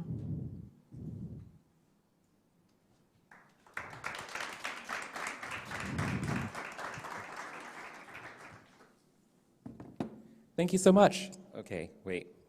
I should probably modify my voice a little bit so that I'm not way too loud and projecting just the right amount. Thank you for inviting me here. I'm really excited to be here. I'm always excited to take trips to new places, specifically because my background is in media, which probably makes me a little bit biased. But I always hear from people that like, oh, I don't really consume that much media. And it's what, you know, we like to say in the industry is a lie, because we're constantly consuming media all the time. And when you travel to a new place and you're unfamiliar with it, like you're acutely aware of how much media you consume because everything is so different when you immerse yourself in a different culture. Just riding from the airport, looking at all of the billboards that were around me, it forces your brain to process what's actually being encoded into these images and into the types of fonts that are being used because you don't understand the language, which is one of the things that usually makes media consumption really invisible for us because if we already know the language, if we're already familiar with the words, we can kind of tune it out. But then it's like a bright neon sign when you're looking at it for the first time, like as exposed to a different culture. And so that makes this trip really exciting for me because I've never been to Serbia before. This is my first time in Belgrade. And so like, you know, just like that ride from the airport was a completely instructive experience. Like looking at the types of clothes that people wear and what's encoded in that and how we decode those messages. Of course, my clothes probably say that I'm a disaffected millennial who really doesn't care about authority, but that's a separate conversation. Like, you know, even the buildings and like, you know, what they represent, like what conversation is this really old building having with this really new building that's right next to it? But we're not going to talk about all of those things. We're here to actually talk about the state of media in the Czech Republic. The clicker works. This is obviously the Czech Republic, Prague, where I am coming here from with my other colleagues. I see Jana and Elena out there raising your hands up. And like, I'm sure Professor Rob is over there. Give it up for Professor Rob, who's also joining us from Anglo-American University, which is like, you know, where I am a student, actually in the School of Journalism. Shocking, I'm sure, because it would be really weird if I were actually studying mechanical engineering and ended up standing in front of you today. But I have to give a plug to my university because if I don't, what you don't know is Professor Rob actually sent me a picture via a text message last night of him holding my diploma hostage. And if I don't get this right, he's going to set it on fire and I won't graduate. But yeah, like our university was founded in 1990, and it is an extremely international university. Over 70 nationalities are represented there. We have the distinction of being the oldest privately owned university in the Czech Republic. And we have a really great tradition of like, you know, unifying Western and Central European teaching styles. So I hope I got that right. If not, we'll find out if my diploma is sitting in a pile of ashes when I go back to the hotel later on. But yeah, so I'm going to talk to you today about like the state of media in the Czech Republic, particularly like, you know, where people are getting their news from, like how they consume their news and what is the net effect of all of this. And so where do people get their media from in the Czech Republic? The three main sources are usually newspapers, radio, and television. Newspapers in the Czech Republic, this is Lidové Noviny. I'm butchering the pronunciation, I know, so like, you know, oh, okay. I'm getting, like, you know, I'm getting positive reinforcement from my friends who are actually Czech. That is the former dissident newspaper, Dnes, which translates to Today. That is the newspaper that's just kind of center-right. Pravo, which actually has the lowest readership, that translates to Truth, and that is the like center-left newspaper in the Czech Republic. These are the main ones. Lidové Noviny and Dnes are actually owned by Mafra Print, and Mafra Print is owned by this guy, what you're looking at right here. This is the Czech Prime Minister Andrej Babiš, and this is a bad thing, by the way, actually. Like if there's anything worse than a politician, let alone a prime minister owning a newspaper, it's a prime minister owning 2 newspapers. So that's a really, really bad thing. We'll get back to that a little bit later on. As my colleague from Slovakia had mentioned, there are obviously like tabloids in the Czech Republic as well. Blesk actually had the distinction of being the most commonly read paper. It is a tabloid. It is an entertainment source, and it has like, you know, or it previously had a readership of over like 1 million readers. It was recently overtaken by Dines, but like the fact that most people were actually reading entertainment news over legitimate news sources kind of means that we weren't consuming, at least from our newspapers, a very intellectually nutritious diet. So that's a thing. Talking about radio, Český rozhlas, Czech radio, has been in existence since 1923. It has the distinction of being the oldest radio broadcaster in continental Europe, and its second oldest in Europe altogether, second to the BBC in the UK. So it's got a very long, proud history of reporting. This is actually me doing an interview with BBC from the Český rozhlas studio, and I just included my photograph here because this is my presentation and no one can tell me what to do. Unfortunately, however, their listenership has actually gone down by 13% in the past year. And so this is radio listenership has always been falling off. And it has been according to their own statistics, this has been a pretty normal trend. And it's an unfortunate trend because of all of the history of that radio station. Television, 58% of Czech people actually get their news from TV, with more than 50% of the population tuning in at least 3 times a week. So this is where people are getting their news from. How they consume it is also really important. I don't know if you can actually see this graph very well. So if the people in the cheap seats can't really see it too good, I'm just going to explain it to you. What you're looking at in the top orange line, 87% of Czech people actually get their news media from online, including social media. So you got your social media sources, but you've also got things like seznam.cz, which is an online portal and a search engine. And it's the second biggest search engine in the Czech Republic, second after, what's the biggest search engine? Somebody shout it out. Google, thank you. I was afraid that somebody would not shout it out and I would not be able to give out gold stars for that information. But yes, so most people are getting their news from online. At 74%, people are getting their information from TV, 50% are getting their information from social media, and only 19% are getting their information from print media. So this is actually really important information. This was compiled by the Reuters Institute and the University of Oxford, because it's giving us a picture of where people are getting their news, how they're consuming their news sources from what mediums they're collecting them. Okay, there. And this is actually just also these are statistics from the Reuters Institute showing us how people are acquiring their news from social media. You can see number 1 is Facebook, with 42% actually getting their news from that social media platform. But you also see on here Facebook Messenger and WhatsApp at the 3 and 4 positions on this graph.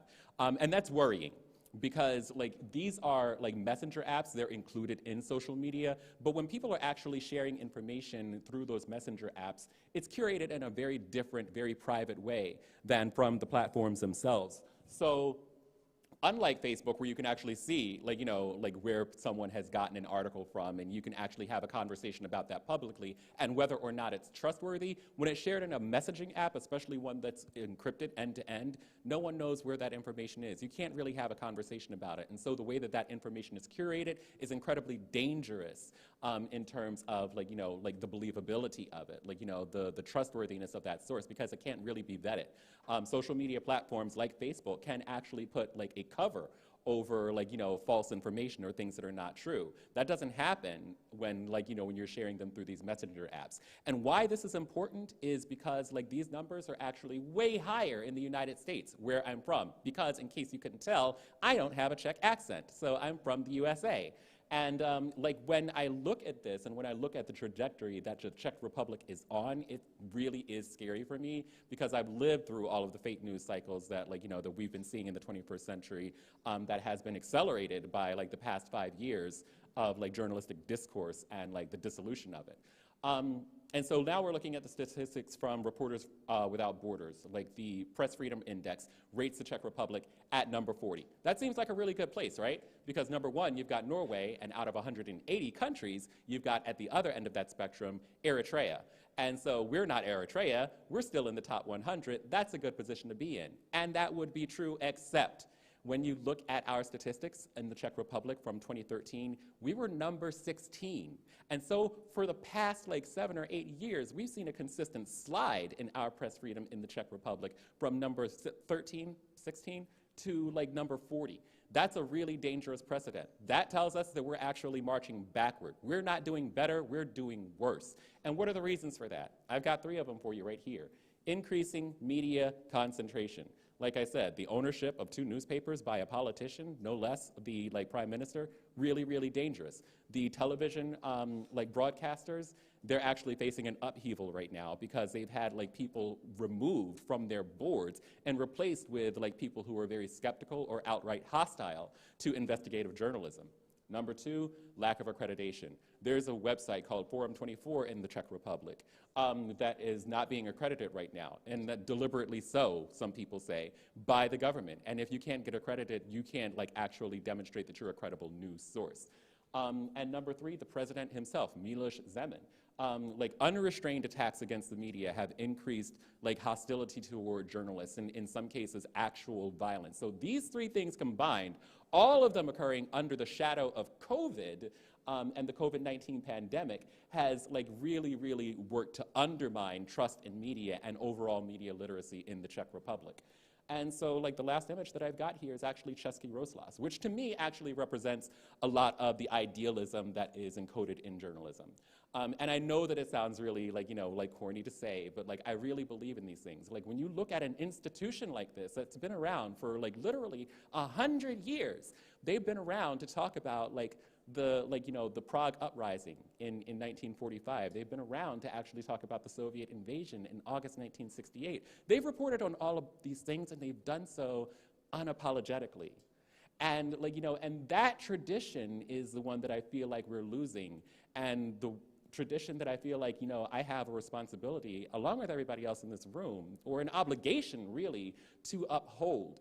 Because these are the people that no matter what, even when tanks were rolling down the street, made a conscious decision to continue to report the news in their studios until they were literally breaking down the door. And that means something. That means something to me as a US American who has moved to the Czech Republic and made that my adopted country, and who has seen this proliferating since 2016 when I moved to the Czech Republic.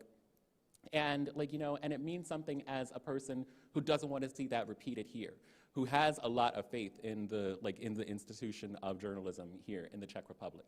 And I do want to protect that. And I think that it is our responsibility to protect that. It is an obligation to protect that, because no matter what, we have to tell the truth. And and watching that happen is something that I don't want to be a part of. Watching the state actually start to dismantle it means that someone else is taking control of this institution that I love and that everyone in this room probably loves. Otherwise, he wouldn't be here. And I really demand it back. And I hope that we are able to take it back. So thank you all for listening to me.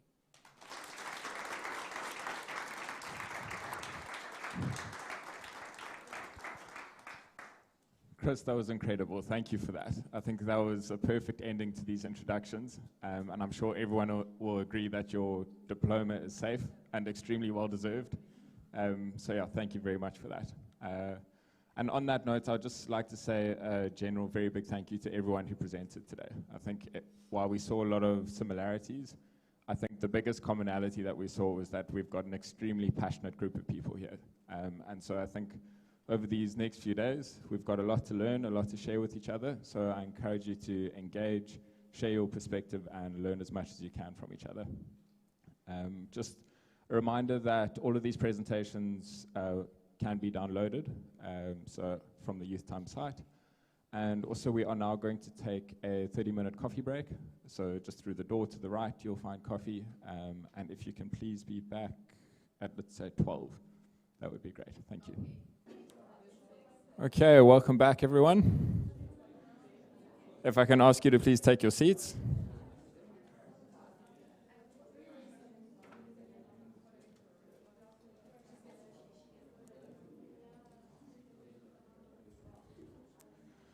I hope you all enjoyed your break there. Again, very, very positive, very interesting conversations happening out there. I am now very excited to introduce our first speaker of the event, Dr. Piper, who is coming to speak to us about what is media literacy and why it matters. Welcome. Hi, everybody. I hope that this is quite okay, close, keeping the microphone. So if I need to change something technically, please tell me before we start. Okay, so my name is Danica Čigoja Piper, or Piper, whatever you like. And I'm here today, I don't know why, because when I had opportunity to listen to you, I figure out you already know what media literacy is. So we can skip everything and just go and have some free time. But since we are going to respect our hosts here, I am going to spend a little bit of time with the media literacy as a topic of interest. And of course, I would really like to address why media literacy is a must in today's society, not just for this season, but for each and every season in our lives. So what is media literacy? I was thinking about that a lot of years ago when I started studying media studies, and I had a very boring professor. He was just giving us text from one book. We were learning about media literacy from one book. We all understand why that is a problem, because we cannot learn such a field and research through that field with one single book. So then I figured out that it is maybe better to check around myself and to see what people around me are thinking about, talking about. I was really enjoying in Chris's presentation, because people are actually our source, empirical source, empirical view into the media literacy. So a few days ago, when I came in Belgrade, from the university where I work, Zayed University in Abu Dhabi, my 12-year-old nephew told me that he was looking at the TikTok video where a lady took a shot of vaccine and the needle stayed in her arm. So they chipped her probably. Or he didn't say that, but he told me the needle is inside, I'm afraid, I don't want to do that, and so on. And I was really confused, because he was completely he believed in that. And then I figured out, how am I going to speak with him now? What to tell him? And then I told him, well, look, that's just because of the clicks, you know. People like to be seen on TikTok, especially. If you have a lot of likes and views, you will be very famous. And people are doing that because of the simple purpose to be seen in social networks and very popular. And he told me, how do you know that? I mean, you didn't even see the video, and you are telling me it's not the truth. I have seen it with my own eyes, so it must be true. And that's the main point. He saw something with his eyes. It's a video. He believes in that because it came through a channel that he really likes and follows all the time. And he doesn't see any problem. Of course, he's 12-year-old. I mean, he is a smart young student, a gamer, but still, he is not aware of the danger of that kind of content. And the problem is that the average users around us, average media users, the audience, also is not aware of that danger. But still, the media literacy, of course, it's not just a story about the dangerosity of any kind of media content. It's much wider, but let's start from that particular point. So that is actually the problem with our relationship with media. We strongly feel that we already know a lot about the media, that we follow them as very profound viewers of the content, that we understand everything, that everything is really written to our minds, ears, eyes, whatever. So when also Chris, which I'm still on the effect of the presentation, told that people are telling I'm not following media, usually nowadays I have experience with students that they are telling that, and they think about television mostly.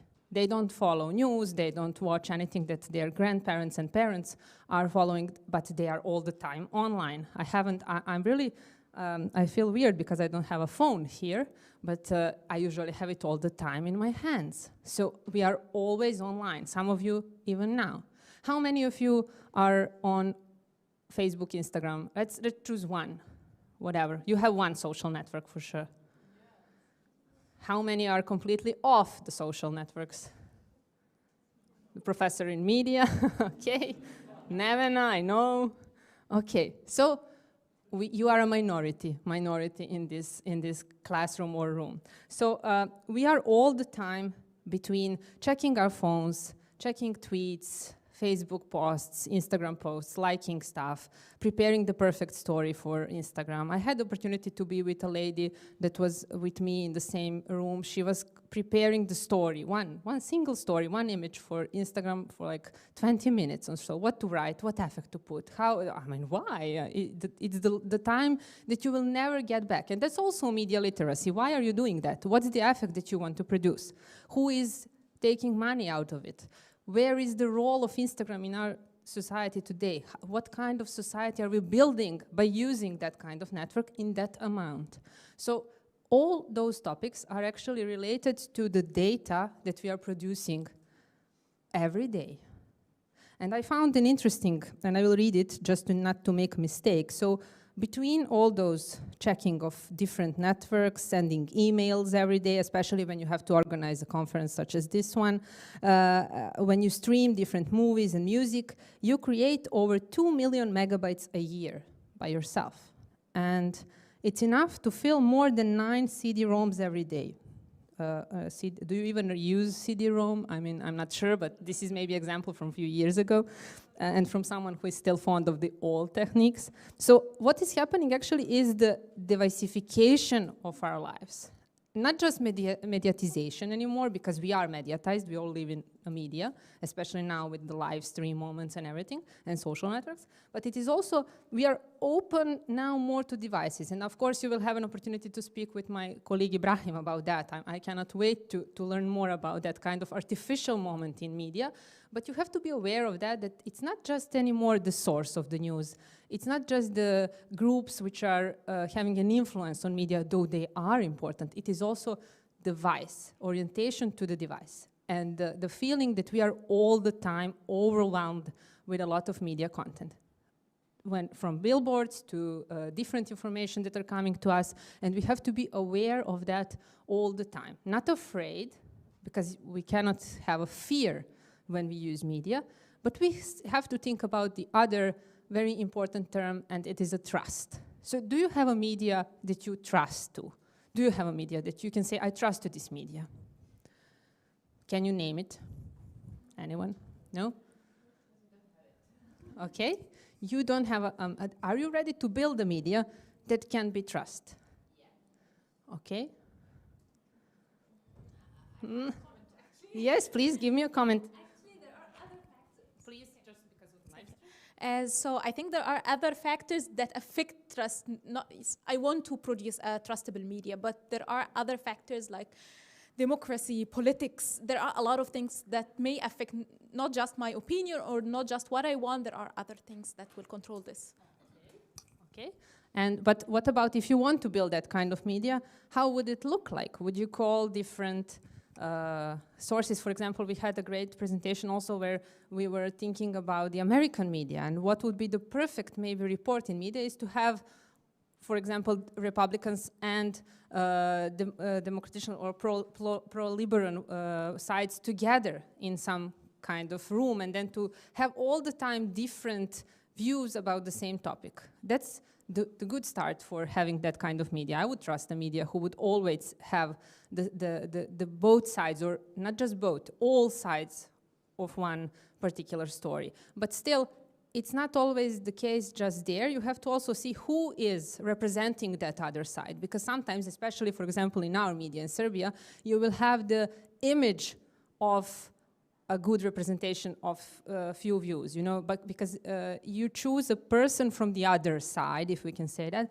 who can be okay, who is either a bad speaker, so it can be won very easily, or you choose someone who is not so good, it's not so good expert in some particular topic, and then you can achieve more when you're listening to it. So I just want to see if you are ready to work in that kind of field. Do you feel yourself as a changing force, or you are just like, okay, we don't have a media that we will trust and that's it.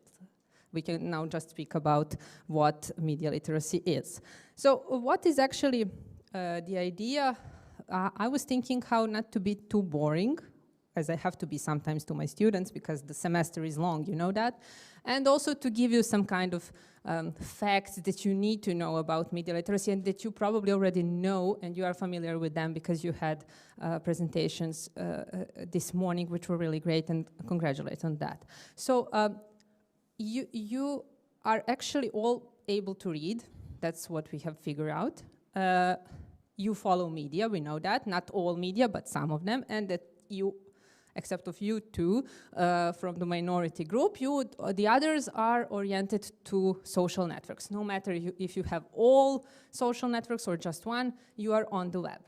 And of course, I'm sure that if not all, then most of you are able to write, for example, a news, public relation release, whatever you have maybe learned in your colleges. So you are there, but are you able to read media content easily? What do you think? You can read it, like in the first layer of reading, and understand what's the main information maybe there, but can you say for yourself that you are able to decode the message completely? When you know the owner of this video, yes. Okay. So you can understand. Interesting. The concepts, the way of thinking. So in this case, of course, you can understand. So, oh, this is something like from one side. If you are really interested in this news, you need to find the opposite point. Mm-hmm. And the truth, something in the middle. Okay. Okay, so we have one important term, media ownership. We have to know who is media. So if the prime minister in Czech Republic has two media, it is a problem. If in Serbia all kind of politicians have all kind of media, and no matter if they are opposition or leaders on now in charge, we have a lot of issues there. And even the not having a transparency in knowing who are people who are the media owners, that's also a problem. So if you know that, how can I say, which force is under or behind the media, you will actually be able to maybe get more into the topic, or what is the information which is given to us as a final message. So that's one thing. What else maybe you need to know when you read media content? Context, so why the message is sent in that way. Okay. So yeah, the overall context around the story. Okay, so media ownership, context, of course, as a background. For example, resources, if you're talking about some scientific topics. Sure, resource. Also the state of society and the time that is happening. That's really important. Yes. The issue of censorship and whether it's applied in a specific media outlet. Sure, maybe that's like also a precondition for following the news. Great. What else? Do you think maybe, yes? I usually find it easy to understand. I would say that this is because I constantly find myself in both sides. I consume media and I also produce it to some extent. So I find it quite easy to understand the message even if there's something hidden up there. So I think that I'm kind of lucky because I understand both sides and it helps me to answer your question. Yes, you are right. That's the reason why there are so much effort to put a media literacy, for example, in schools in a very young age, and then not just to give this theoretical frame and research moment where you are just analyzing different texts, but to put young people, students, it's really young age in question, like 10 years old, in a position to write news. And then when you give them a hint like who, when, what, how, why, they will do that very easily. And then they develop a feeling of creating an information which is given in media. And as you said, you have that kind of like one moment ahead that you know what is the logic of making news. So we have to be aware of what kind of information we are putting into the news, and then what is around it. That's the context you said. And then, of course, some wider elements such as media ownership, or maybe we forgot one thing, and that's media affect. So who is our targeted audience? Who are we talking to? What do we want to? We will put a message in news, but maybe it's not for the whole public, maybe it's not for each and everyone here, but we wanted to know that some audience that we have targeted as our audience gets the primary message that we want to be given. So it is really interesting to also think about that. So now we can say that you are able to read media content. And we have like 4 yes here, and we can continue, because that's the main point with media literacy. Not to say that media are bad and we have to be afraid, as I said, no, but to see whom can we actually trust in the end. And if it's not a matter of trust, yes?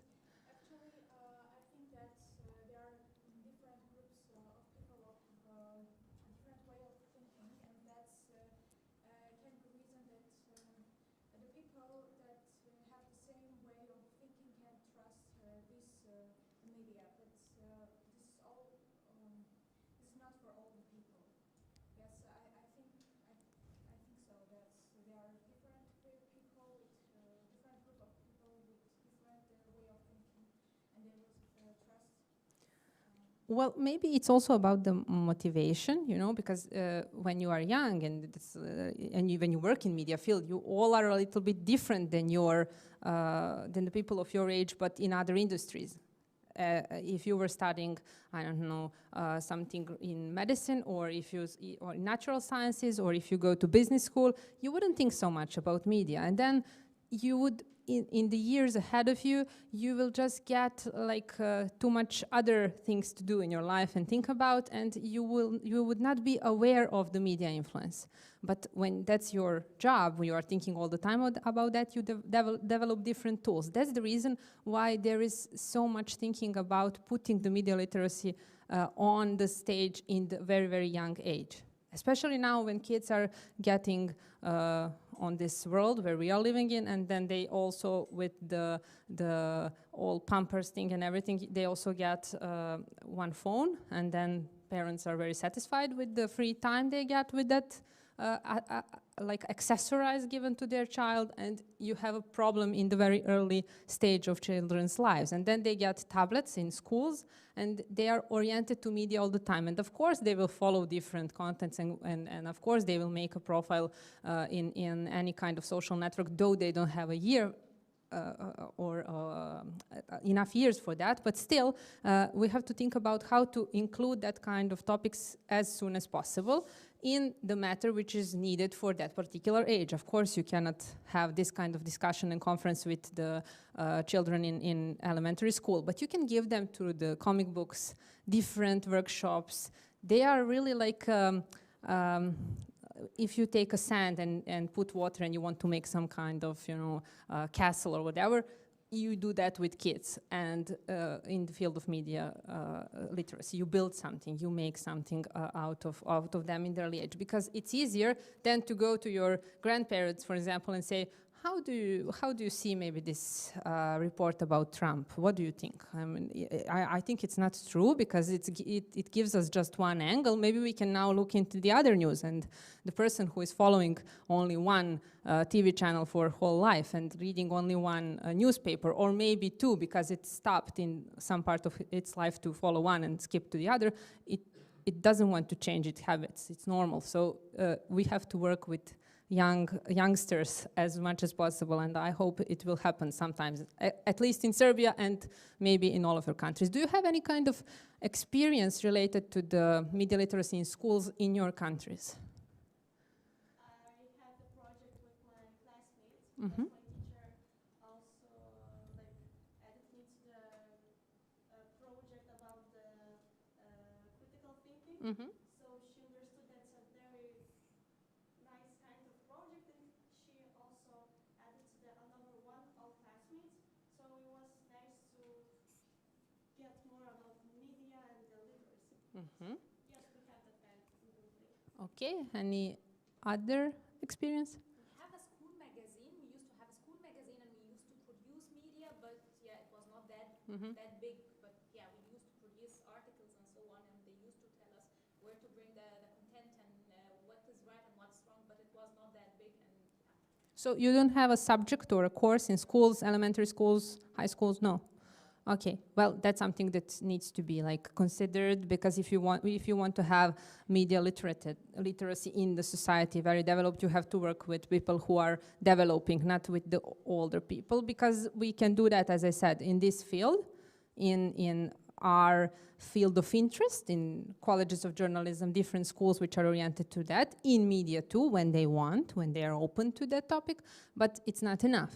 And that's why am I always talking about that. Maybe it will be a little bit boring, but still that's the main orientation in my research related to media literacy. So we already know media literacy, the first part, as you said, is decoding message. So we have to decode what is given in the sentences that we can read. We have to understand what kind of influence is given through that message to our feelings, values, behaving. So if I'm looking into the billboard, maybe I want to buy something. It's not the classical media, but still, it makes some kind of influence on some of my choices. If I want to go to take, for example, different kind of lifestyle, it is usually also produced by looking into some media content. If I want to look thin all the time, I also am all the time under the influence of some kind of media which are usually lifestyle oriented or whatever. If I want to vote for someone, probably media had a little impact on that, who am I going to vote for. So we are all the time in a moment where we are just like an object of wishes for media.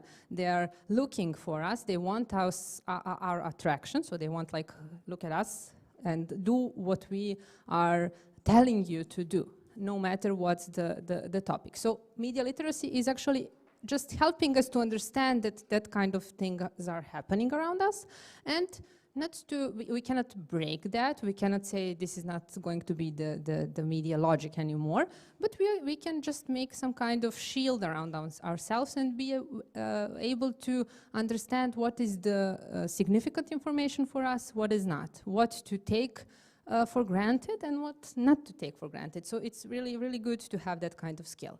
Of course, as a colleague said, her role is also to prepare messages. So we cannot forget that media literacy is not just oriented to audience. It is also oriented to journalists and editors.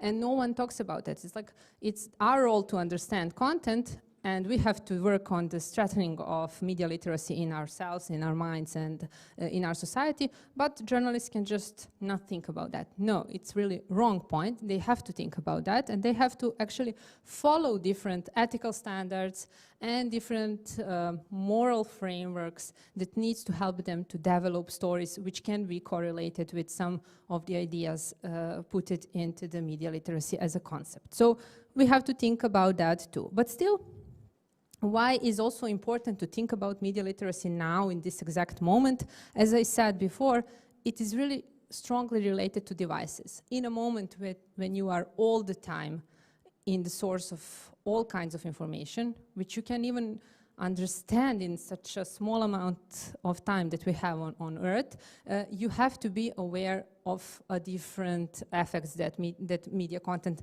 have on us. So we have to think about that sooner, and of course we are not closing ourselves for media content, we are actually opening, but for understanding the content, for choosing the perfect content for us in order to develop ourselves, not to just close ourselves for media, because it's not possible, though, even when we want that. So this is like a regular definition, one-off. You have like 20, 30 definitions, but for me, the perfect one that I usually use as a first one with students is this idea of developing the habits of inquiry and skills of expression. So just an idea of going deeply into the topic, researching, looking into the different sources, not being satisfied with just reading one media and following one media for whole life, or changing media all the time, because it's not also good. If you want to work in media field, you have to follow all media around yourself. Maybe you don't like Fox News, I don't like it too much. Maybe you don't like CNN, I don't like it too much. I don't like any media of that kind, but still I follow them all the time. And I see what kind of image of world they represent. For example, Russia Today, or I like to follow them because then I see, you look at the documentary on the one topic on CNN, you look it on Russia Today, you have two images of the world. And they both have something very written in truth. They have something which is not objective at all, because it's logically. They have some kind of ideologies they have to produce in each of the content. And you have the knowledge about both sides. You have, as I said, two images of one world. And then you can have a whole image when you follow different sides. And it can be put into any kind of topic that you choose. So now if we take, for example, conflicts in Afghanistan, if we take some sports topic, if we take some topic from even lifestyle, we can find that moment where there are two sides that are giving two different stories about the same topic. They have the same primal information, but still, if you take both, you will get to be more informed than just taking one. So two is always better than one. That's always the case in media literacy. And the more you can take out of the same topic in different news, it's even better. So just think about that as much as you can when you follow media. But as I said, and maybe my slides, this was like 1 month ago, and I changed my concept 10 times since then. Maybe I have already skipped that, but why is media literacy so important to us? Because we live in the mediatized world, as I said. We breathe, and we also follow media all the time. We are deciding what we will buy. We decide where we want to travel, that we want to go to this conference. You wouldn't know about this conference if the media wouldn't be around you, if you wouldn't work in this field. So it is important to us to know how to live in each of the worlds we are living now. Someone is in the screen world, someone is here, someone is maybe in the mind of in some other place, but still the media literacy is important, as it is important to have different signals on the street. If you have a sign that says stop, you will stop. If you have a sign which says be careful and stop to put someone else to pass, and then you can pass. If you have a signal with colors, you will also know when you have to go. So for us, media literacy is like a process which is giving us opportunity to get from the point of A, where we don't know anything, to some final point in our knowledge where we have different sources, we understand them, we can analyze the information which are coming through different sides, and then we can say that we know something about that. And also maybe it is now important to say that media literacy is, so this is what am I talking about, the time.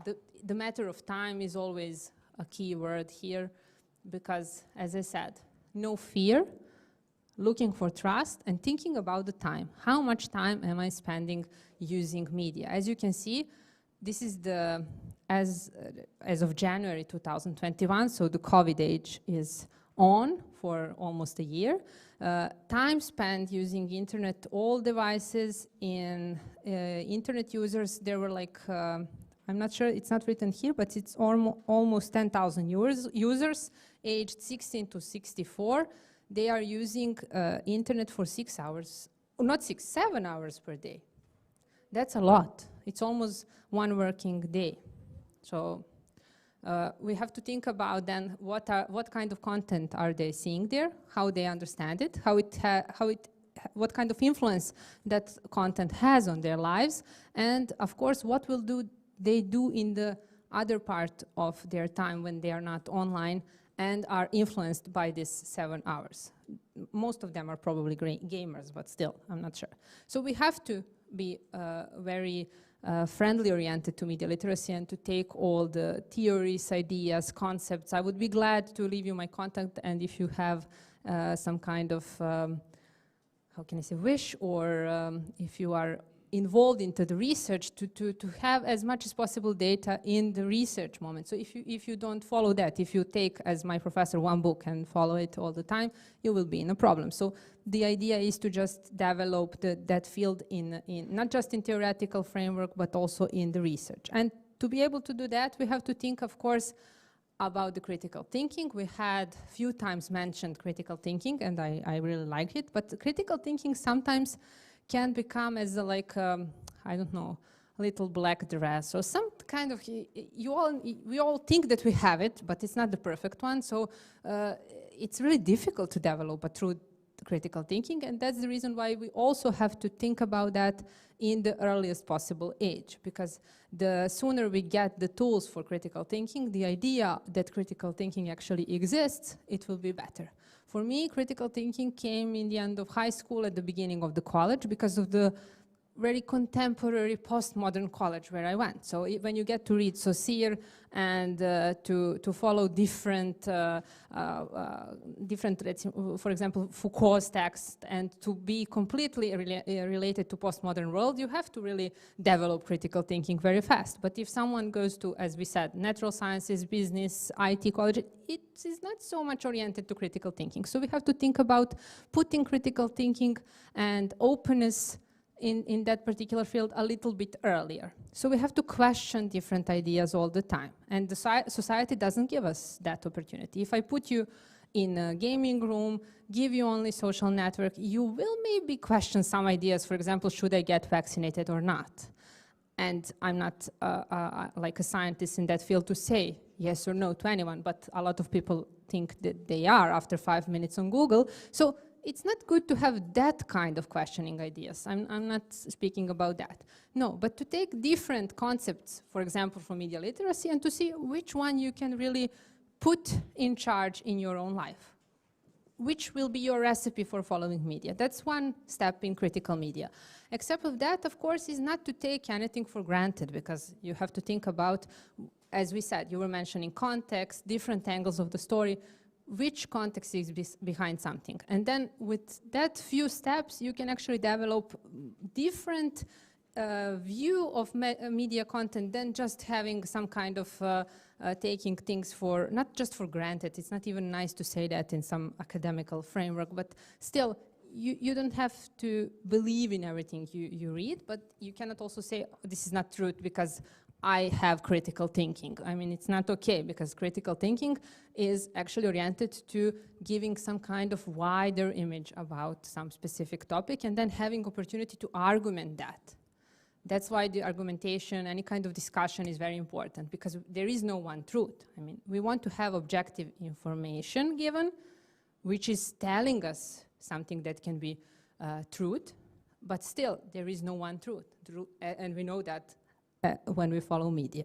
So just a moment. Maybe I'm too much in time. I don't have a correct watch. So who has a role in that? If we just shortly get back to the critical thinking, I would just once more invite you to think about the main steps that you have to take, except of the context that you have to have in your mind, of course, all the time. It is very important, not just in following media, in life too. If someone gets annoyed here in the room and gets to yell on us why we are here, we have to know that maybe it's his or her bad day. So context is everything in each part of our lives, especially in media and critical thinking.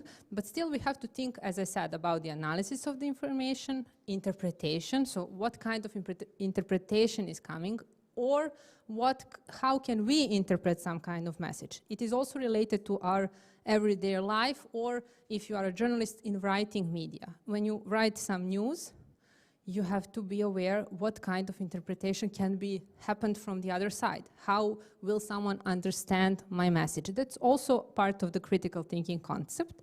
Of course, you have to be ready to explain something through different arguments, or through your own ideas that are coming as like a call for sending some particular message. There is always a moment of open-mindedness. Someone is born with that, someone develops that through life, someone is not. So the level of critical thinking will be also considered with that particular stuff. And why is also important to have to think about critical thinking, if not completely develop it in yourself, it's because it will help you to be as much as possible successful in problem solving. So it will just give you more information than you will have in other possibilities. So think about that. And also what I want to say in the part related to critical thinking is having some kind of media diet. So what will be, if you have an idea of what are you going to eat, how your life is going to look in that particular moment. You can also have media diet. We can say that our colleagues that don't have social networks, they have diet where they said, I don't want to be in that world where I'm getting all those information and people are looking at my images from holiday and whatever. It's nothing for someone. And someone says, okay, I want to be oriented to, for example, only Twitter because I want to change some kind of arguments, to have a discussion with people, and so on. Someone wants to have just nice images. Someone wants to follow only print media. Someone is completely off from electronic devices. That's also good in some matter of time, but not all the time. And as I said, if you want to be completely developed in media literacy, though there is no highest level in that process, because it is always evolving. You cannot say, I'm media literate, because you're not. You will always have to do on that, because the world is changing all the time, media are changing, you have to, it's a never-ending process. It is the same as we can say that there is no people who are completely off with media literacy. Everybody knows something and can trust to someone and not trust to someone else. So still, you have to think about making some kind of media diet from time to time, where you are going to follow just one particular media or few, and then you will also get some kind of image about the media world, because you will get some conclusions that maybe will be a little bit different than when you follow everything from here and there. You know, this is like a task for you to say, okay, for this next 5 days, I will follow only BBC portal, maybe BBC if I'm watching TV, and listen to the radio, and that's it. And I want to know what is their reality. And then I will take for one day some other media, then one day without media, and that's good, because you have then a different approach when you are again in the world of a whole spectrum of different media houses and their content. So think about that too. This is just like hints. You have different sources, because I got used to a semester, and if this was our college, this would be an intro, a little bit different than this one. This is just to call you and give you hints in which kind of fields in this big field you have to think about. And one of the important fields is also related to the work of journalists. I was a journalist also as a colleague of us. Maybe some of you also are journalists, or you are studying for that. It's not easy to be a journalist today because of the different influences. We were talking, especially political influences, and you always like, how should I now speak about this when I know that I will be asked not to do that in that way, which is sometimes even worse than not to speak at all, because then you have to have some kind of auto-censorship, and you don't want to have it, so it's better not to talk anything. And that's the reason why we have to strongly consider developing or still taking care of gatekeepers and people who are actually there to help us not to have too much fake news and misinformation in media, by which I mean that misinformation can be even worse than fake news, because especially for you, millennials or Generation Z or whatever new generations are coming, you already see the fake news very easily, especially if it's on social networks. I mean, you see some image which is not so very well written. You know this, probably you have seen this maybe even before me, of course. You know when you see a source which is not a real source, which is written in some not so usual letters, or when the website is not real. You can actually see when the author is someone who is completely unreliable, or when you don't see an author at all, when you don't see the source of the supporting sources. So if there is a background of the story, when it's the old date, for example, if my aunt likes to share posts from 2016 where someone is trying asking for some help, it's like it's from 2016. It's not the news anymore, and you don't have to share it. So it is also a part of fake news analysis. So all these things are very easy to be seen when you follow social networks, especially if you have developed different skills that we have talked about during this hour. But still, misinformation is something which is very dangerous for journalists today, because they tend to use it as a tool when they report. Sometimes you will have information which is not given completely, especially when we have For example, in Serbian media, when we have a moment to translate the news from some other portal, for example, we take a news from Daily Mail, Daily Mail. So it's a problematic media in that first layer. But still, we are taking some news about, I don't know, maybe royal family in UK. And we are translating news, and then we translated just half of the news, and we put maybe something from the end, and that's it, a photo, and the news is published. That's problematic because we don't give a whole also context of the story. We don't give a whole story. We just have put a translation of some particular moment. We didn't even think about putting it into the context of our own country. We didn't think about our audience. Do they understand what is the news about? Do they have the terminology which is good for them to understand what is the news? So that's one part. Then you have other part where the journalists don't understand what is a media information. They don't know what they are talking about. They are asking, they have, for example, a task from the editor to make a report about some health topic, such as, for example, COVID. And then you have like Delta strain, and you give to young journalist, or maybe not even young, to a journalist that kind of task to go to make a story with some doctor. And he speaks or she speaks, and it has a problem because it doesn't know what is he or she talking about. So she doesn't understand the doctor. I can put myself in that particular position. I don't understand what am I being told. I don't ask. That's the problem, because some journalists don't ask questions when they don't understand, and you have to, because it's your job. Your main job is to ask when you don't understand. And then in the end, when they get to the newsroom, they don't have anything. They have just a bunch of content. They put it in some regular form, which is like a feature or whatever, and they don't give us the main information which will actually give the value to this. And that's also like a true representative of misinformation. There is a lot of experience with that in our media. I can say that for Serbia and for some of my colleagues, and also for the students, where they think that it's enough just to touch some topic and that's it. To say few sentences about something, to take just one small source related to some story that I want to write about a whole feature, for example, or a little wider news. And that's a problem, because you cannot do that. That's the misinformation. You didn't give me the whole picture, you just gave me some small part here and everything else is blurred. So we cannot do that. Do you have maybe experience in your everyday work with writing news and preparing how difficult it is to keep the short and clear way of expression and still to take all the topics into the reporting? No? Maybe you are like our leading star in the journalist field. Do you have sometimes the feeling that you cannot, do you have a feeling that you cannot take all the parts of one topic into your story, that is difficult, and that the readers maybe will miss something?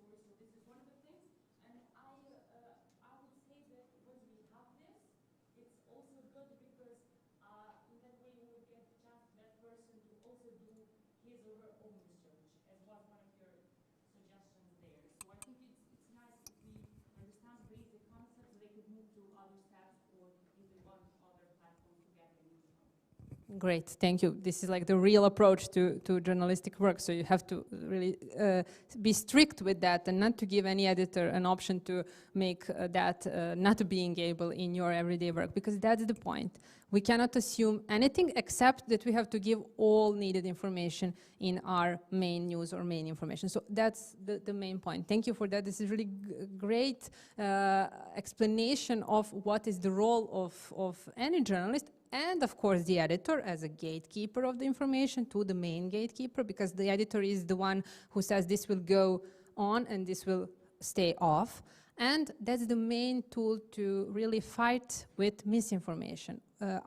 Some people, especially in the research area, they like to use misinformation as something which is not true also, but still let's leave that to fake news and use misinformation as a partly given info. We cannot do that. We have to give a whole info and the whole news, and your approach is the approach that we are going to take every day in our journalistic world, of course, and not just journalistic. When we speak about gatekeepers, we cannot forget about the citizens journalism. So we have blogs, we have Twitters, we have everything.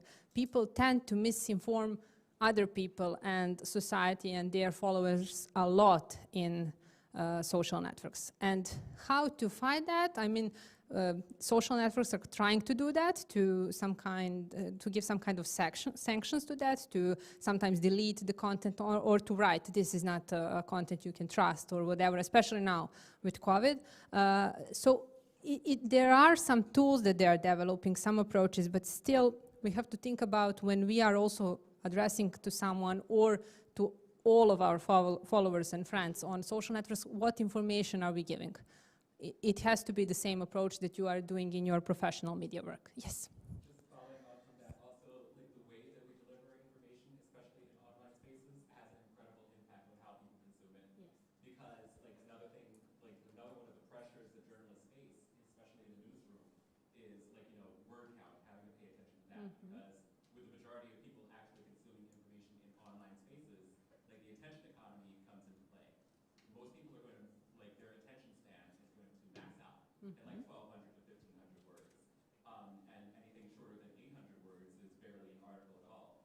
And so, like, the visual presentation of that and the number of words that you include, like, in addition to the images that you include, those are all like journalistic pressures that are like applied to people in the newsroom and on social platforms as well. Because for a lot of journalists, myself included, like when you are like, writing articles for online spaces, you also have to think about like how this is going to be presented on social media. Like what is the feature image that's going to pop up in someone's newsfeed when they're looking at this on Twitter, when they're looking at this on Facebook? Like, what is the headline that is going to make someone click this? What is going to constitute clickbait versus like, something that is just an interesting headline that people are going to read. And unfortunately, there are so many alternative like websites that we're not going to call news websites that are like, that exist out there that actually play into like all of the ways that like people negatively interact with social media. And so that's incredibly dangerous because they don't care what's clickbait. Yes. They just care about getting those clicks. Yes, clicks are like a murder for media. Exploitation of like, of people's like, attention spans or our limited attention spans that like, that we're competing with for attention. Yes. And that's what fake news does.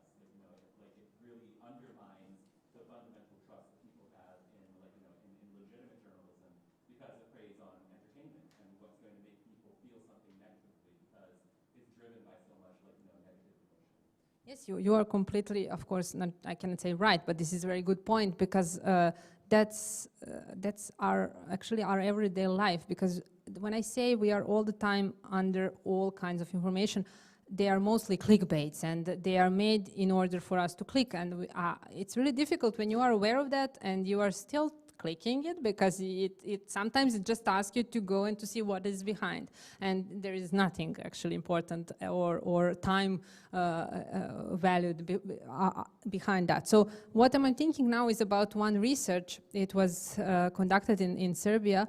It was made out of expert interviews with different journalists and editors that are working only in online media. And in one of those interviews, a colleague, which was my editor before I went to academia, he told me, I feel as I'm a machine for click. I'm all the time asked from the management to have more and more clicks, to look into the analytics. I don't follow attention to the information anymore, to the message. I'm not following really. I'm just like, what title would I put, and to have like, you cannot believe what happened to this lady when she got into this room. And then few marks with like questions or with point marks. So you cannot really believe what is happening with media. Everything is about the title. So, and then, for example, when I work with students who are very young and they are Arabic students, they have a little bit different background than you. I always try in the first part of the semester to give them a very naive exercises, like write the best possible title for web, which you would click on, or which you would never click on, but you know that it is always around you. And then they do that. We practice all the time that kind of real journalism that exists today. So it's not a journalism, it's like a web clicking something, asking us to click. And then in the second part of the course, we are doing, it's the internet journalism, we are actually doing a little bit of critic related to that. So this is not something that you have to do. You will be asked to do that. And you will do that when you get to internship or on your first work. But you have to think about some guerrilla moment where you are going to maybe make your own portal and use that clickbait. But after that, you will have a great news. And you will really make a trick to put people into the position to really read or watch something which is meaningful for them. And that's, I'm really dreaming about making a newsroom with young, very, very inspired students where they are going to use the tool of the consumerism and media, which are now very popular and active, and then to give them a content which is completely different after they get into our net. So that's something that I really see as a movement that can help information which has to be saved, and to put it a little bit a little bit higher than this information that we have all the time that are really useless. They are useless. They are there just for us to buy, as Chris said, something to click and then to see some sneakers or some makeup or some travel agency or whatever other information is given in all the bullets and all the brackets that are next to the news. So it's not about the news anymore, and that's a problem. But still, maybe we believe that the media and the digital world are bringing us utopia, but not. It's just bringing us chaos, and we have to go into the chaos with that kind of guerrilla moments, because they can only help us to really improve not the position of media or the position of media literacy, but our knowledge of the world and our following of the content. Because if we get to be oriented in the same way as we are going now, we will be completely visual society. We will forget about the text, and we will be oriented only to shopping. And I see a little bit of problem in that kind of result of our lives. So think about that, because there will be no people who will come from side and say, this is solved. It's not anymore like that. The society is now great, and we have free media that are telling us truth, and they are not just making an effort for us to become buyers. No, we have to change that in our small surroundings. So you are on that stage. I'm already leaving the stage, so you are coming. Okay, I don't want to, I was thinking to speak with you about fake news, but you will have a great session about that, so I don't want to take too much time of that, but still, just think about the effect, and in your future days when you get to speak here with my colleagues, about the effect of the first information, how dangerous is that, and how actually when something bad happens, some breaking news, usually the first information is the one which can be, it is usually trusted the most in the wider audience. So when you get to be a journalist, you have to news online, especially when I say online, it's on air or whatever. You cannot put it in print because it will be still, it will become very old until then. But still, when you want to give it to the audience, you have to think about the affect and to check it before, because that first information can be very dangerous if it's not fake.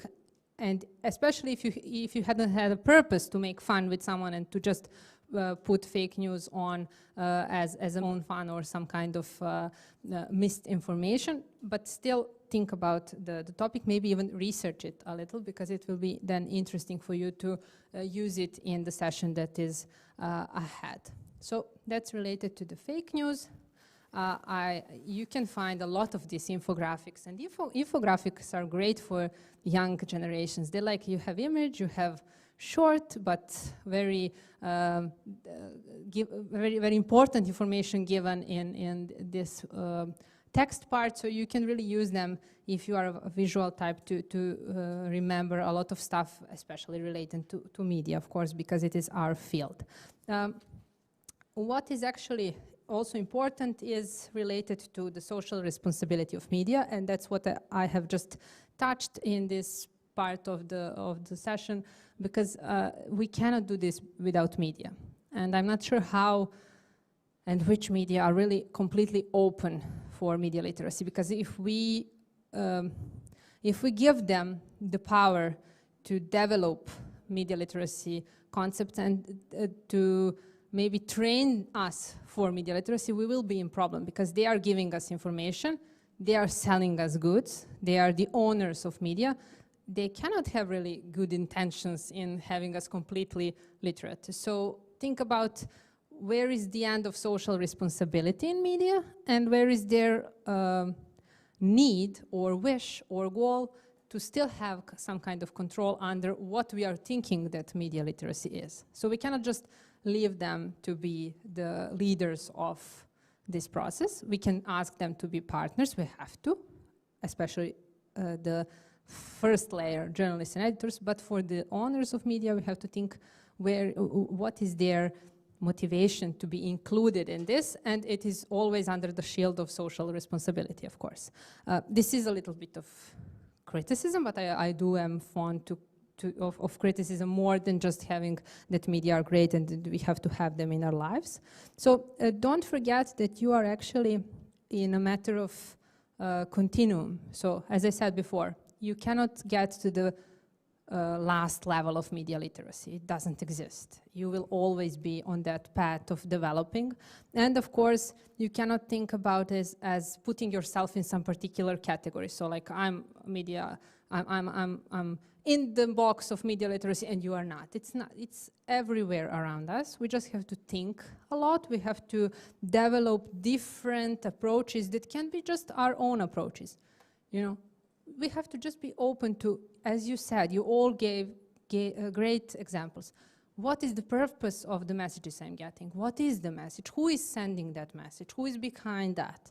How it is written? What is the strategy that is used to be written? What kind of lifestyle, what kind of values, what kind of behavior is selling to me? And that particular answers will actually make you more or not more, but better oriented in the world which is completely mediatized. So think about that. And of course, you are sometimes, how can I say, maybe confused with a lot of things that you are doing as a student, or if some of you already are at the end of studying, what am I going to do now in media? And still, don't forget to, when you follow media, when you are all the time in that, don't forget to go back a little bit to the, as I said, research. Look what is happening in the empirical studies. Look what is in the people around you. Make your own study. Make your own study with your neighbors, make your own study with your colleagues. Maybe your best friend is completely unaware of media contents and influence and effects because it is from some other field. Try to train them into critical thinking, into different concepts of media literacy, and also try to learn out of their experience, so how they see into those contents. As you said, for the older people, it's a little bit difficult to understand it. Well, try to train them a little bit. It will be difficult, but maybe you can develop your own approach which can help you, and you will have a step ahead in the media literacy process. So my idea is always empirically oriented. That's like my approach in any kind of media research. So that's something that I can strongly advise you to use all the time, every day in your future life, because we won't be finishing with media literacy until we are on this world. So we will always try to, how can I say, maybe even ask and call people to develop that sense in their own minds, because that's where all starts. And then we can talk about the society later. And when we are in the field of society, we have to think about, as I said before, we have to think about putting media literacy in schools. And I hope that sometimes it will really happen.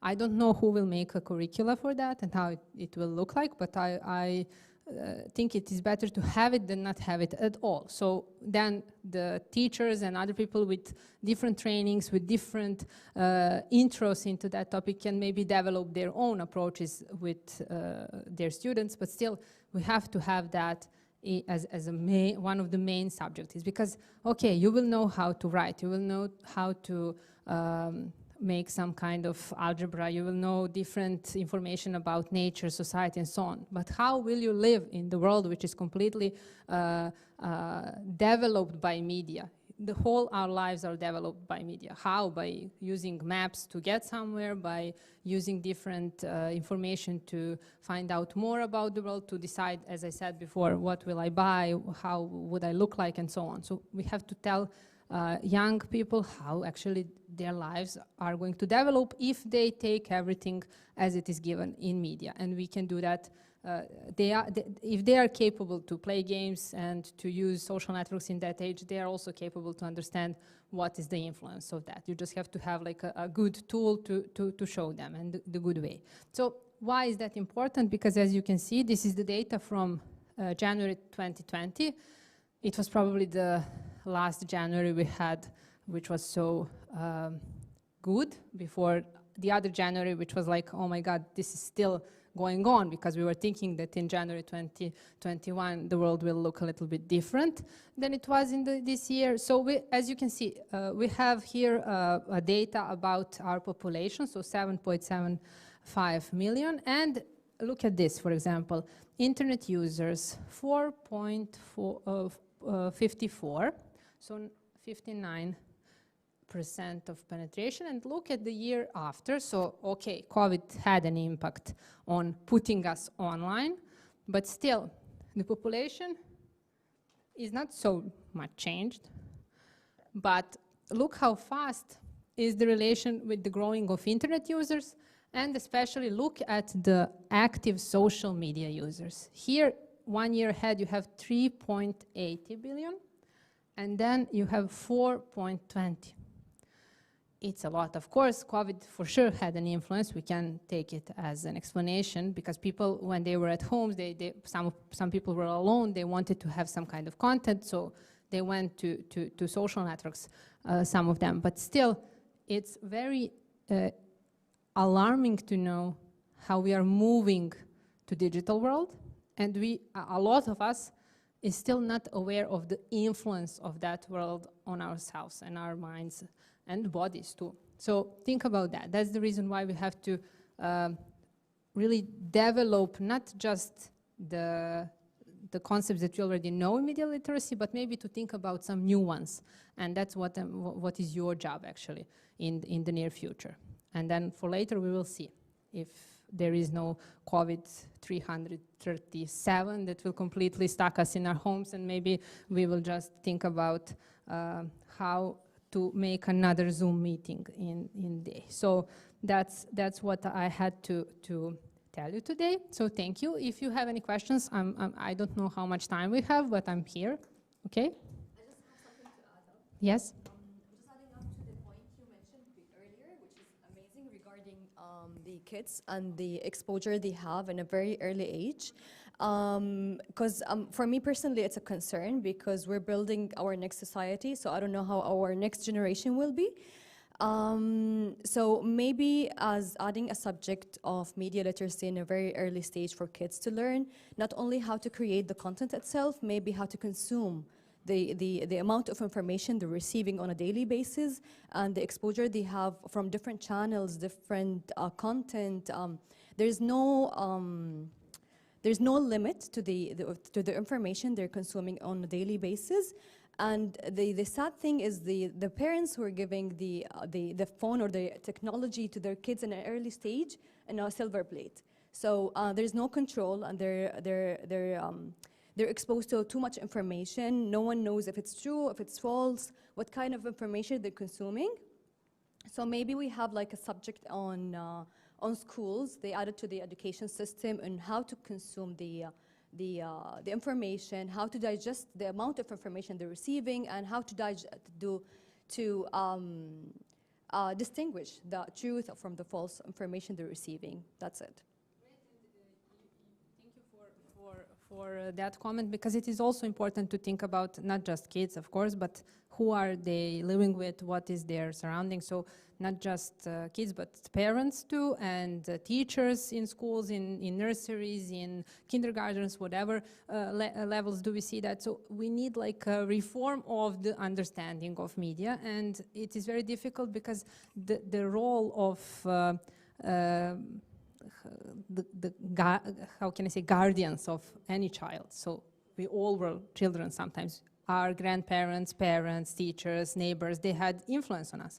Today, if we don't put ourselves in charge with those kids around us, we don't have to be a parent, we can be aunts, older sisters, brothers. If we don't put ourselves in charge in looking into the content they are looking into, explaining them what that content is, we will have a problem, because they will be either completely misinformed, or sometimes they will become too attached to media, especially social networks. And YouTube is a very dangerous place for kids. You know, we had different setups for kids where TikTok too, they are asked to do some stuff. If you are not following that, if you just give the device to a kid and think that that's it, your babysitter is here and it's very cheap, you will have a problem. So you had a great point. It's not just about the educational system, it is also about awakening people who are making next generations, because it's our duty to make them really developed in a way to understand the world around themselves, not just to take all those media contents and then be overwhelmed with everything and be completely unaware of the world where they live in. And especially to have a problem where they get in some kind of danger situation and so on. But still, it's a very, very long story, and thank you for a comment. Yes? I have one question for you. So, which one will I use now? It's easier for me to use a microphone. So, I think that one of the problems with media literacy, or to be more specific, with the number of people who are not media literate, is that on these kinds of events, the most of us are media literate. From what I could hear, we all have like a certain level of media literacy. So my question to you is how to reach to everyday people who are consuming media every day, but are not really interested in media, how to get to them to learn about media literacy. Because sure, some of us will go to our countries and we will make, for example, workshops for people, but again, participants on that workshops will also be people interested in media with certain level of knowledge about media literacy. Well, thank you, great question. I will give you 2 hints or 2 keywords: provoke and share. Provoke, it means when you have opportunity for discussion and you are ready to argument why your approach to some content is good, and you can explain why it has to be considered your view of the story and so on. To do that always, so you have to provoke and ask for discussion. Still, you don't have to name that it is related to media literacy, because if you say to someone, I will now help you to be more media literate and I will develop that in you, or we have to speak about media literacy, I mean, I would, if I were not a media professor, I would also stuck and say, you don't learn me anything, I don't want to know about that. You cannot put people in that position of being afraid. So provoke in regular communication, as if you were selling, I don't know, insurance, and then you want to give people a hint that why it's important for them to buy a life insurance policy. And other moment, except of provoking, is sharing. When you find something meaningful, some information which is value to be shared with among of people, your close people, someone who you are thinking is not so open. For example, I have people who are completely against vaccination. They don't understand anything. They are oriented only to few websites which are completely also from the black part of the web and so on. So sometimes I just share with them some research article which I don't understand completely because I'm not a medical doctor, but still I know how to read the research which is given in an article. So I just share with them and maybe they will find something. Except of that, when you find some good article from the relevant media, you also share with them. You make them to, you are actually making a habit in their daily habits to read that kind of content. And that's like my tool. That's what I use with my friends, even parts of my family. So just provoking them and sharing different contents that I think it has to become interesting for them, or it is good to become, because then they will maybe have a little bit different vision of the world we live in. So that's like two main tools. Maybe you will develop third one very shortly when you get to check what is given through the, for example, concept of critical thinking or any other logic. The book, which is really good to start with, if you haven't already started, is James Potter, Media Literacy. It is really useful. He gives a lot of different hints where to go and what else you have to read. So start from there. He gives a lot of interesting exercises for ourselves, and then you can use that with the people in your environment. Yes? Actually, it's a question. So do you think we as journalists, it's our job to control fake news? I mean, especially on social media, user-generated content holds many fake news. So they are mainly from users. The fake news are mainly from users.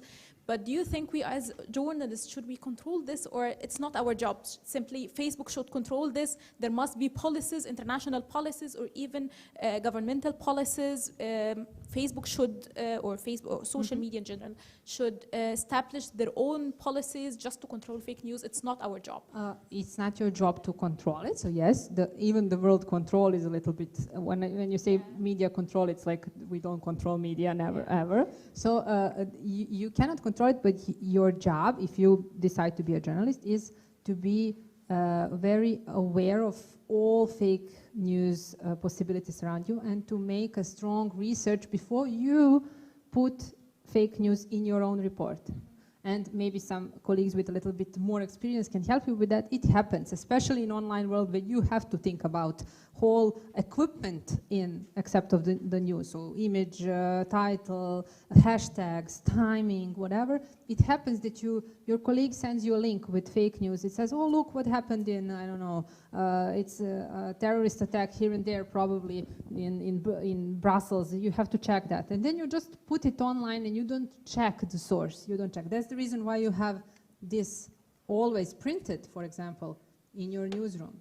And you check who is sending me this information, why. It can also be very dangerous and I have to use this opportunity very shortly for this, it can also be very dangerous for the people who are all the time in relation with PR managers. They like to share, not fake news, but some kind of phishing information. It can be also fake news. There is our Neven, a colleague, she was with me on my media ethic class.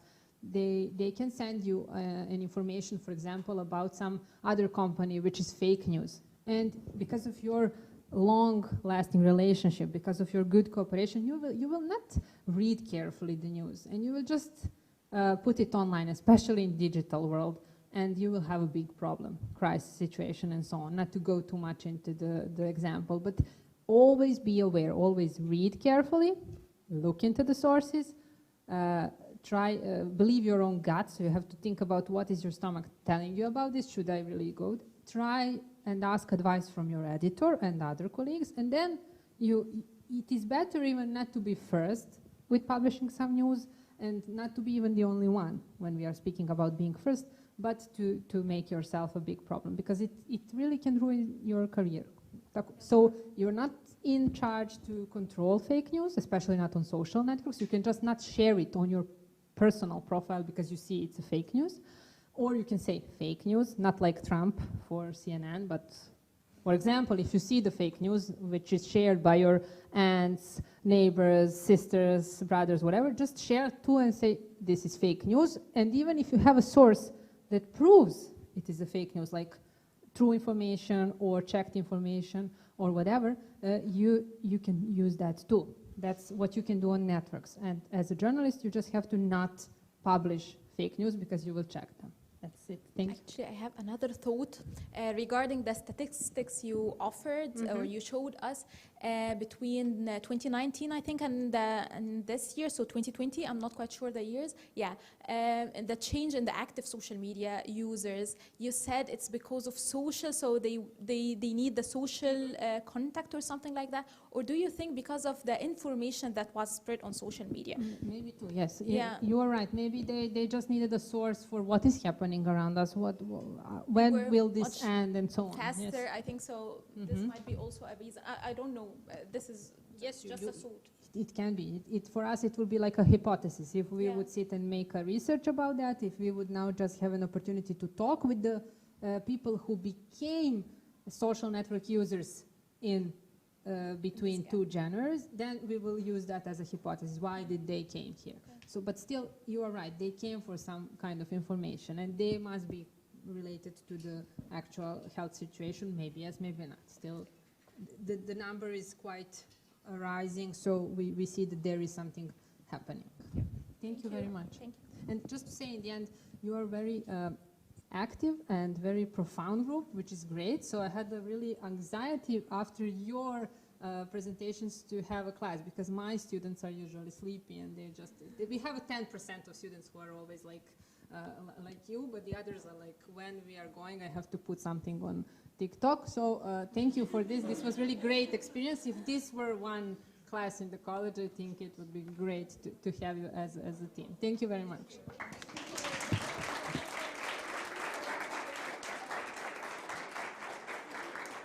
Thank you, Dr. Piper. That was an incredibly engaging presentation, and thank you for sharing with us the importance of developing those habits of inquiry and those skills of expression and those critical thinking skills. And I think something that was really important that you touched on was that this is an ongoing journey. And this presentation that you gave us today is a step in that, so thank you very much. Next, we are going to be taking a break for lunch. We have got until 2:30. And yeah, I think just something to touch on, we've been asked not to take food into any of the classrooms, so if you can please stay in the lunch area. Thank you. Right, welcome back everyone. I hope you all enjoyed your lunch. Next up, we have the privilege of hearing Tamara George speak to us about media information and literacy, good practices and policies in Serbia. Welcome.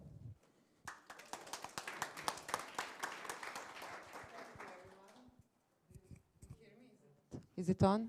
Oh, now it's on. Okay. So nice to see you all here today. As the organizer said, I will today talk a little bit about actually everything, how in theory the agency journalism, I talked about that a lot during our webinar in June or July.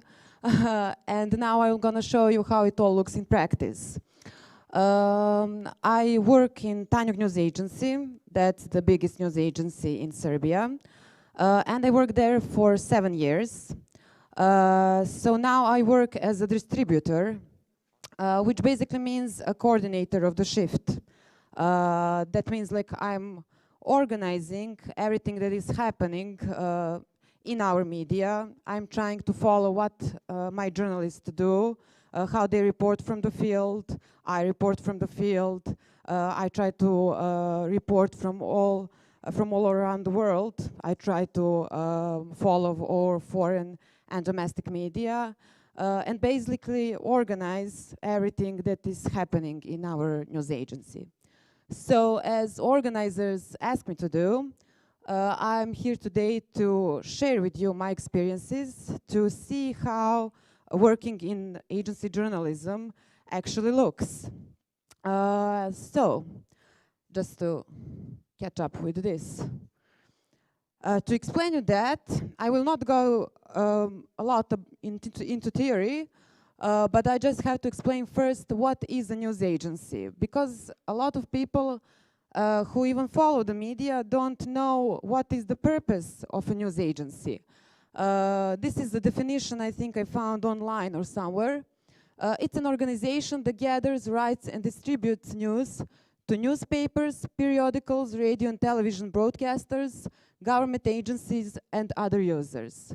So what this basically means? This means that the news agency is just an intermediary institution. So its basic users, basic goal, are not directly the readers, but the other medias. They are taking over our news, and we have to make sure that they get everything they need. So they rely on us, and everything we publish, they will publish too. And also, unlike other medias, for example, online medias, we cannot withdraw the informations we put into public. We cannot undone it. When it's published, when it's published, it can be undone. So, to show you how actually, can I click on the link somehow? Yeah? How can I click on the link?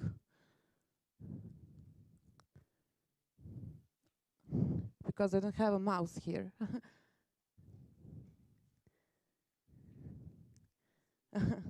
Sorry, just a technical problem.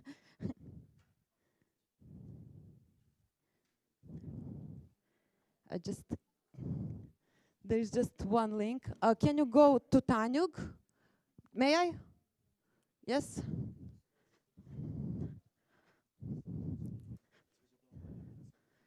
Okay. Well, never mind. I wanted to show you in our agency how it looks like when you, but it's not working. But when you click, you can do it on your phones or anything. You go just to Tanjug RS. And if you go to the news, you will only see first 2 paragraphs of the news. Because you can't, as I said, as a common people, read the whole news. You have to be subscribed to it. Because, as I said, only the medias and other organizations that are subscribed to us can read our news. What are the basic... Something is happening. Yes, I want to see a presentation.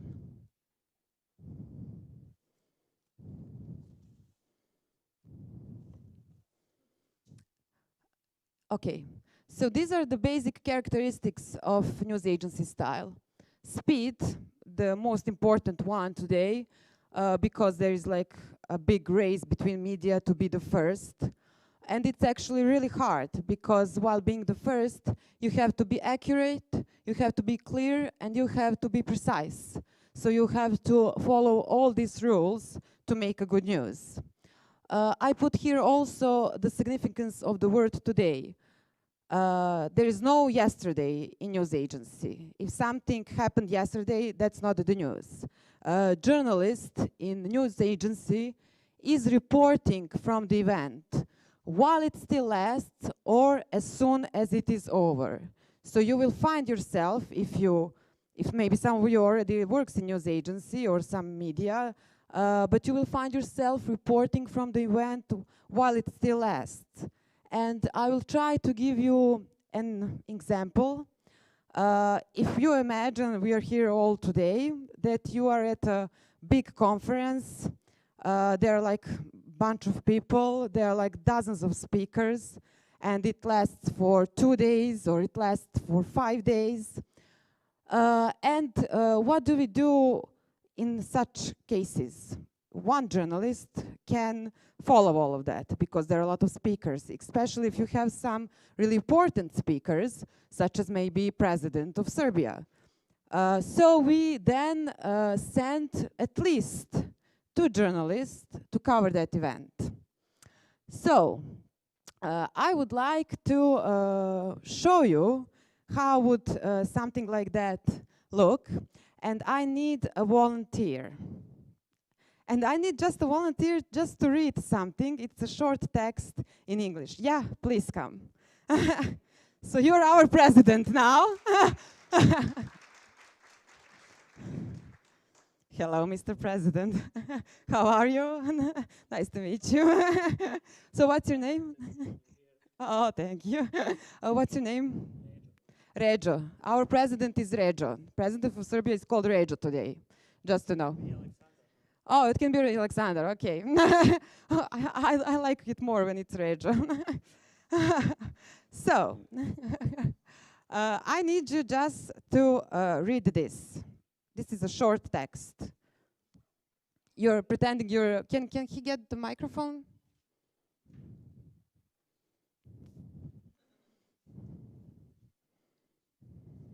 Thank you. Just read. Oh. Of course, okay. Thank you.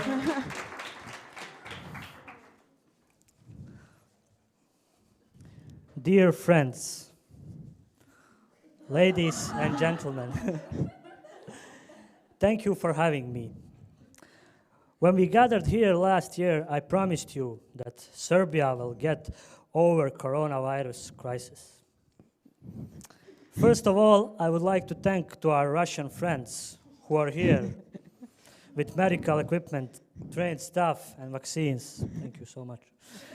I would like to share with you the information I got an hour ago. Thanks to the President of Russia, Vladimir Putin, Serbia will receive 1 million doses of Sputnik 5 vaccine against coronavirus by the end of the month. With this act, Russia is again showing how much it appreciates us and that is never forgetting about us. We will always be grateful and never forget your assistance and great support, my dear friends. Now I will speak more about the development of Serbia, which is today's subject. Thank you.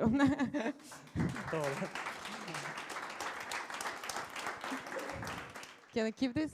Okay. I'll need it once again after. So, does anyone know what is the news from this text he read? What's the most important information you heard? Yes, yes. So, yeah. So that would be the breaking news, that Serbia will receive vaccines against coronavirus from Russia, right? So this is, so you are like, and there are like two journalists covering this event.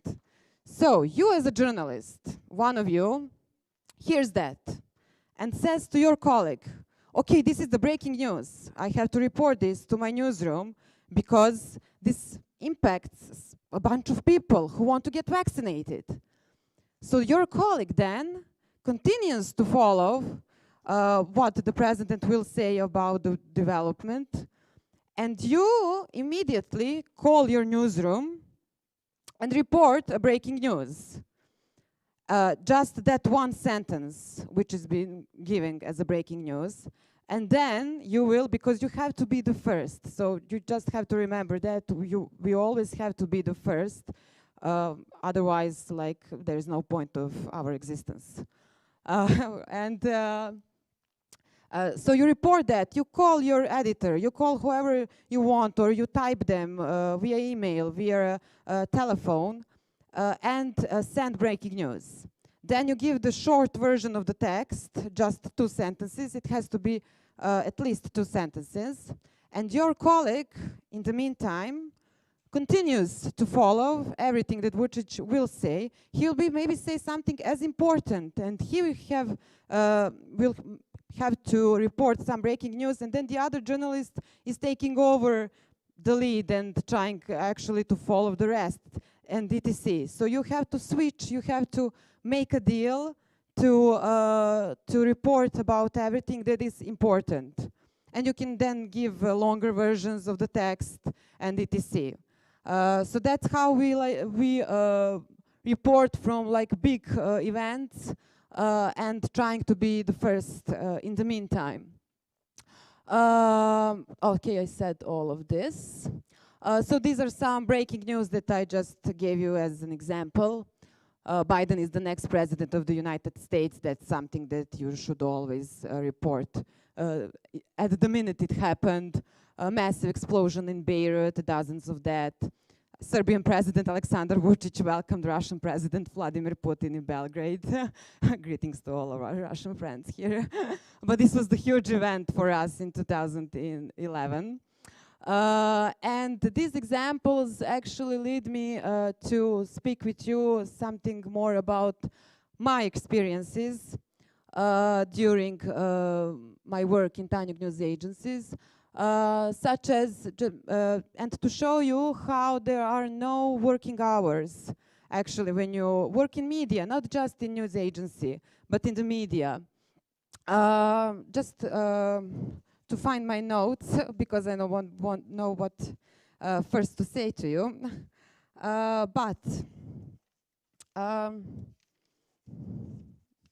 Just a second, pardon me. Yeah, I first wanted to say, like, there are times when we work for 12 hours or more. There are like times when we come to work at 6 a.m. and leave work at 1 p.m. and that happens a lot. And one of those times, of course, the presidential elections. So, for example, I don't know how many of you are from Serbia or from the region. But when presidential elections in Serbia are held, we are trying to send journalists to every polling station in which the elections are, where the politicians are actually going to vote, because we get the information from them in advance. We are sending journalists to Central Election Commission to follow the voter turnout. In the meantime, the journalist that is on polling station reports President of Parliament voted, President of Serbia voted, Prime Minister voted, and they're taking statements also. And they also I know that a lot of you are involved in media, but you know, when you take statements from them during the election, during the voting, you shouldn't publish them until the election silence is ended. So you take statement after they vote, but publish it after it's in Serbia around 8 p.m. We also, so it's a big organization. We also have like journalists who are in the newsroom and who are following what other speakers are saying, other experts actually, on other news and typing that. We are following everything that foreign media report about Serbia. We pay attention to the evaluations they have about our elections, how they see us, how they see the election. Was everything right? Was everything okay? So you have to report about a bunch of stuff, and it's so many news. And of course, the worst thing is when the election results start coming. Then you give the breaking news, like leading party wins the most votes. That's then your breaking news. Or even bigger news would be if opposition got the most votes. So, and the minute it's ended, we call also a bunch of people, a bunch of politicians, a bunch of actors, experts, pardon me, to ask them how will this election reflect, how will the results reflect on Serbia, on Serbian people. If it's parliament, how will it reflect on parliament, how will it look like, and etc. Also, we don't have working in a news agency and in the media generally often. Just a second, I have to take this off because it's getting hotter. Yeah? Yes, sorry. We also don't have holidays often. I work in Tanjug for 7 years. Every year, I worked on Christmas, I worked on Easter. I never had those days off. Because you have to report about the things that are happening then. I mean, if it's a new year and there's a big firework, how will people see it who are not at the place unless journalists report about it? Or, for example, our mayor of Belgrade, he has an obligation that after every new year to visit the first baby born after the new year. So you have to have a journalist who will go with him. And we don't know when will the first baby be born. So it's maybe in 1 a.m., maybe in 3 a.m., maybe he will wait till 7 a.m. and then the other shift will come.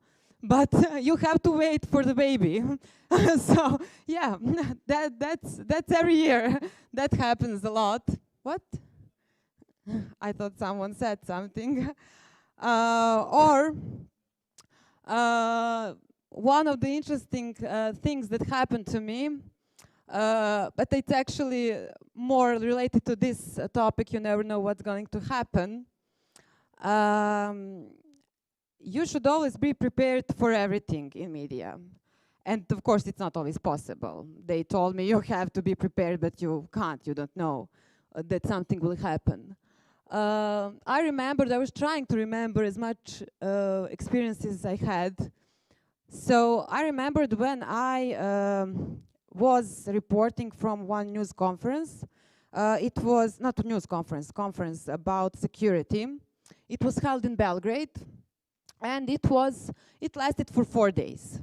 So every day I went to the Hyatt Hotel at, I don't know, sometimes at 8, sometimes at 9 a.m. and leave around midnight or something like that. And I was doing that for 4 days, and it was very exhausting. There were a lot of speakers. You have to take statements and everything, so it's really hard. But the 4th day, I finished everything. I was so happy. I got out around midnight. I was like, okay, this ended. Everything went well. And my CEO of the company actually called me and asked me, like, what are you doing? And I told her, well, I finished everything. So it's great. Now I'm going home. And she says, no, you're not. And I was like, what? And then she said, okay, well, yeah, you will go home, but just for a while. Go home, take rest, maybe 3 hours, pack a bag, and tomorrow at 7 a.m., you have to go with our Minister of Labor to Bujanovac. Bujanovac, for those of you who don't know, is a small city in south of Serbia, mostly inherited by Albanians. And so, okay, I went home and I asked her, like, how long will I stay? And she told me, you will probably be home the same day, but maybe you will be home tomorrow. I don't know what's their plan. And I was like, okay. I packed a bag with just like, I don't know, 2 t-shirts and stuff like that, just in case to have something to change if I get sweaty or anything. So we went to Bujanovac. We finished everything. We visited some center. We were there. And after we finished everything, she again calls me to ask me how it was. And I told her it was great. I'm finally going home. I just want to go home to get some rest, right? And she says, oh, no, you're not going home again. And I was like, okay, where am I going? Well, we are in Niš. The group of people from Tanjug were at the time in Niš, covering, it's also a small city in Serbia, in South Serbia, not so small. They were covering a governmental meeting that was being held at the time. And she says, we need help, so you have to come here. And I was like, okay, how long will I stay? And she says, well, you will stay for 2 days maybe. And I was like, okay, I have, I think, staff enough for that. The minute I came to Niš, and they know that in advance, they just didn't want to tell me. they told me, oh, you're not going home for 7 days. So I had just one bag. I didn't have like even enough underwear, so I had to wash it with my hands to change it, because like I didn't expect I will be somewhere for 8 days if you count it all. But it was actually really, really good experience at the end. Like we were working a lot, of course, but we were drinking, partying and everything. So it was, yeah, you had a bunch of journalists in one place. So what did I? Yes. After that, I told them, like, I need 2 days off. I can't work anymore. I just have to rest.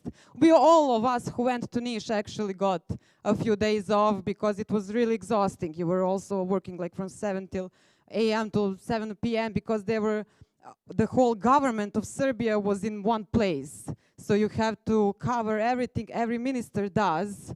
So it was really, really exhausting. But it was really interesting. Those type of events are actually the best ones. I mean, I don't know how, but it always turns the best. And I also put here as one of the breaking news the presidential election in US.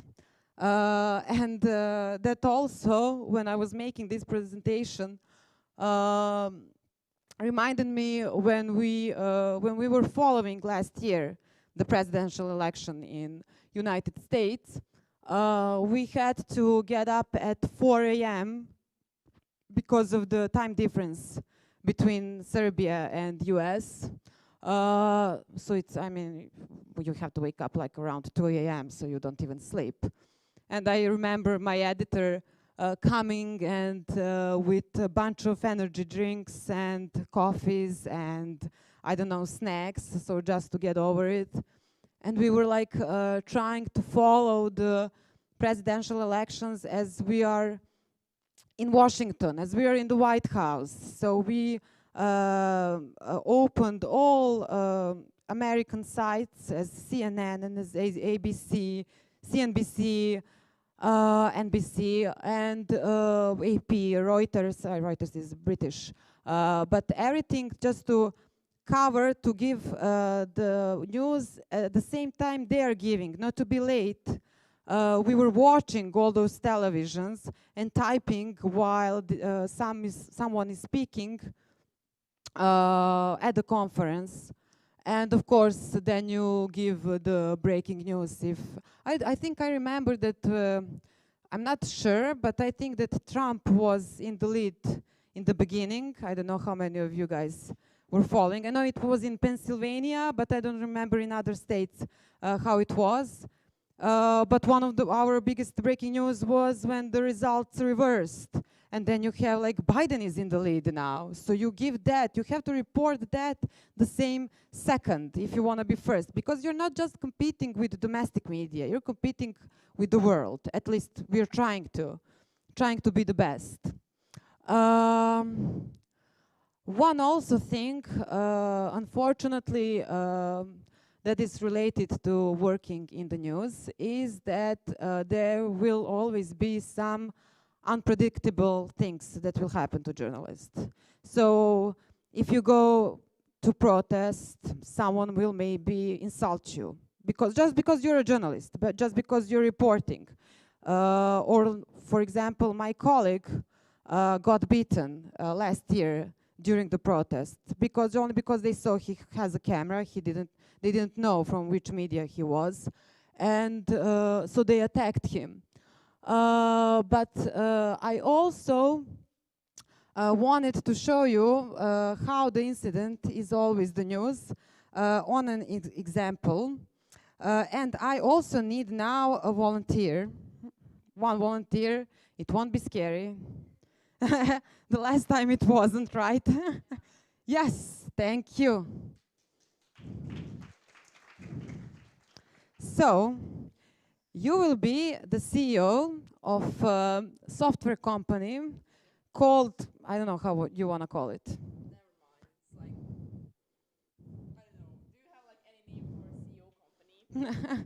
No, so the software company. You're CEO. You software. IBM. Okay, you're a CEO of IBM, and your name is Elma. So imagine here we are today again at a huge news conference, and we are talking the topic of the news conference, of not the news conference, the conference. Sorry, is the artificial intelligence development and future prospects and everything. And you're here. We invited you. I'm an organizer, for example, and we invited you here to present the new system that your company is developing. So this is the speech you made. Dear ladies and gentlemen, thank you for inviting me to this year's conference, Artificial Intelligence, Opportunities and Perspectives. I'm here to present you the new system for automatic generation of the news called You. The system that we decide to develop will help journalists in their work. It will help them to check the validity of information. The system will add photographs and other materials to their text. We believe this will accelerate production of journalists and enable them to focus more on creative work. This way, all the routine work will be done by machines. This will make journalists faster, more efficient, and that it will facilitate their lives. So does anyone know now what is the news here? How would you report about this? Okay, this is maybe a little hard, complicated, yeah. But I would just simple report like the CEO of the company IBM of the software presented today a system for automatic generation of the news, which, as she claims, because you always have to make a distance, we don't know if it's a fact, will only help journalists in their work by checking informations and by valid informations and by adding photos. Yeah, so it will only help their work. And this is like your news. You report about this. It's not a breaking news or something, but this is something that you will report if you hear this news. I would like to ask you to read that again. Dear ladies and gentlemen, thank you for inviting me to this year's conference, Artificial Intelligence, Opportunities and Perspectives. I'm here to present you the new system for automatic generation of the news called You. The system that we decide to develop will help journalists in their work. It will help them to check the Say no to robots. Say no. Say no to robots. Say no to robots. Say no to robots. So, thank you. Sorry if I scared you.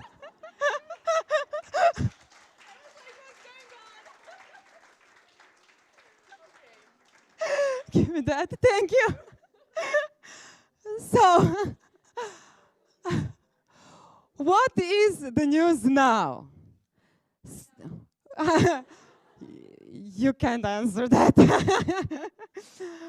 Now, as I said, you have the incident. So what happened? She was speaking, and during that, the group of protesters, that's what we was, I think you realize that, interrupted the conference, protested against robots, against artificial intelligence. So now, it doesn't have any importance, anything she said. It's no longer relevant. It's relevant, but your breaking news is the incident. I was speaking about that a little bit, I mentioned it during my webinar, that bad news sell the best, and all of you who work in media unfortunately know that. This is like, you will always, if you have any protest, you will always report about that protest.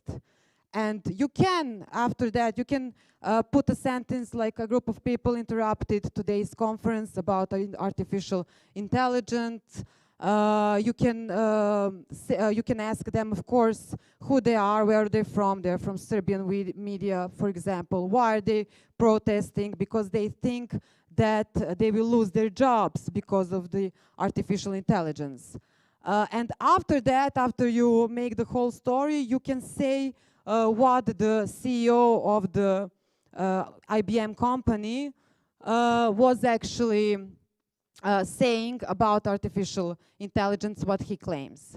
Or you can give also two different texts. You can give one text that is about the incident, but that's the one you report first. This is the really important. And the second one, you can give what was the CEO saying during the conference.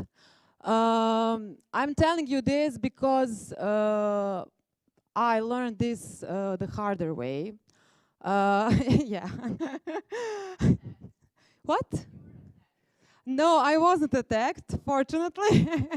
But I was following a conference about NATO, a NATO bombing of Yugoslavia. And during that conference, there was a US ambassador, and he was speaking, and he was, of course, justifying the intervention.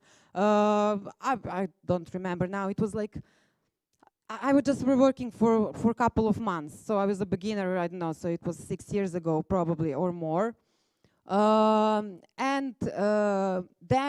during the conference, a group of people just stood up, showed their place cards, they like lifted them, and on those place cards was written like NATO is the killer, say no to NATO. And they were yelling some stuff, and there was like, I mean, the whole conference got interrupted, yeah. So what did I do, and what you shouldn't do, is that I reported, first news I gave was, the US ambassador said this and everything, I typed that. And a few minutes later, my editor calls me, screaming, yelling, because she saw on some media that there was some incident. And she asked me, like, was there some protest? Did something happen? I mean, we have the news, what the ambassador was saying, but did something happen, or is it a fake news? And I was like, yeah, something happened. I will report about that, like, later. I have time. And I think that her heart stopped for a while when she heard like how relaxed I am. And like I reported eventually about that, but after that I had to go to a long conversation. And yeah, once for a lifetime, I learned that the incident is always the news, and I never made the same mistake again. And also what I wanted to tell you about the journalism, that it can be a dangerous job. As I said, you will face some unpleasant things, but you will also be in situations that are really scary, and you have to report while you're there. The first example I thought I had in mind was the thing that happened to my colleague. So she went to Kosovo and Metohija and to follow the conference of our chief of office for Kosovo and Metohija, former chief of office. And while they were there, the special units of Kosovo police, called ROSU, broke in the conference, heavily armed, and arrested the chief of office for Kosovo and Metohija. I will just try to show you how it looked. This is the police, you see, heavily armed. This is the crowd who is confronting them. And my colleague, while this was happening, was in front of them. I thought she will be seen here, but we don't see her. I couldn't find the video where she saw. She was in front of them. So she had a gun. I mean, this is not even a gun, but some heavily, are, what? Yeah. Pointed to her head. And she managed to call our newsroom and report what's happening. She was on the telephone. Yeah, there were gunshots fired. Bunch of terrible stuff happened. But she was on the telephone reporting the whole time what's happening. And when I asked her later, she said to me, like, I didn't even know. This is the moment they broke during the conference. And I asked her, like, were you scared? And she said, like, in that time, I didn't even think about anything. I just had an intuition.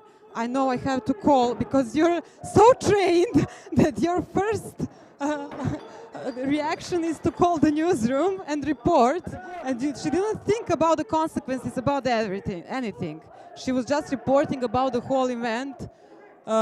She wasn't hurt. She's well. Everything is fine. I can stop this now. Yeah, no, well. Yeah. So that's something that some of you, if you work in media, will maybe face. And I know I don't have an advice for it. Just try to be calm. Yeah, but this stuff happened. And also, of course, working in news agency gives you so many opportunities. Such as traveling and meeting people. Last year I was in this same conference organized by Youth Time International Movement in Iceland as a journalist covering it. I was also in Argentina following our Minister of Foreign Affairs. I went to China, for example, as a journalist. China government asked, 26 journalists from all around the world got the invitation, and I was the only one from the region who went to China to report about the situation with Uyghurs. So that was like really great thing to see something and to hear how the situation in Uyghurs is, because you only have Western media reports who are always claiming that China is arresting them, that they are like, that the detention centers they're being held are in terrible conditions and everything. And we had an opportunity to visit all those detention centers, to visit how it all looks. And it was like really, really amazing opportunity. So you like travel a lot all around the world. I mean, this is like a compensation for low salary. That's also something that is common in journalism. And one great thing about news agency is that we don't have signatures as journalists. So when we report the news, no one of you will ever know that I was writing that news. We only have initials of first name and second name, but that can see only our subscribers, which are other media. So you don't know who stands behind some news. But that actually helps, I think, that helps with the teamwork, because there is no vanity, you know? So we are like, if someone is stuck, you don't know the next line you want to say, like a bunch of people come and help them. There are some news that 10 of us were actually writing, and only one people put initials, and that's because we don't want our editors to yell at us. But it's like there is a lot of teamwork, and there is a lot of solidarity and everything in news agency. Oh, sorry. Oh, yes. One problem that you will face in media, in all media, of course, is the fake news. So I wanted to just talk a little bit about that. I mean, this will happen to all of you. I thought I never made fake news, and then recently I remembered that I actually did. So how you can make fake news? It's usually a result of speed. This is the most usual cause. Because like you're trying to be the first, there is a lot of pressure on you to be the first, and you make some small mistake, but it can be undone, so you already made a fake news. For example, I don't know, now for editor, for example, calls you and asks you, there was a terrorist attack in Kabul, give the breaking news. And you're trying to give the breaking news, and while you're typing, by mistake, you write terrorist attack in Cairo, I don't know. So, but if you publish that, that went to all other media, took it over, and that's the fake news. You, after that, have to publish an apology for all the media that it's the wrong information and everything. So you're, I mean, you can't like go out of that situation. And that's the most common cause. This one happened to me, a result of bad translation. I was following a conference also about the NATO. That's not my lucky subject. And we, all journalists that were covering the conference, this was during the coronavirus crisis. And we had to follow it online. We couldn't listen to it in English, and the speakers were speaking in English, but the organizers gave us a link to listen to it in Serbia, in Serbian language. And so we did that. I followed the conference, I reported everything. After a while, I don't know, after 2 or 3 hours, my editor called me. And she said, oh, not editor, CEO of the company, called me. And she said, like, what's wrong with you? Why did you make so many mistakes? And I was like, what kind of mistakes? And she told me, well, you published the news that isn't correct. And the speaker called the organizers, and the organizers then called us to see what was the problem, because he claims he didn't say what I wrote, he said. And luckily, I had everything recorded. So record everything. Even though you type fast, even though you're so sure about yourself, this is the example why you should record everything to have as a proof. So I told my CEO, but that's what the translator said. And she didn't believe me till I bought my recorder and played it to her. And she heard that there was a mistake in translation. So then we explained that we had to send to organizers like my recording, everything, to make sure, so we don't lose our credibility, you know? Yeah.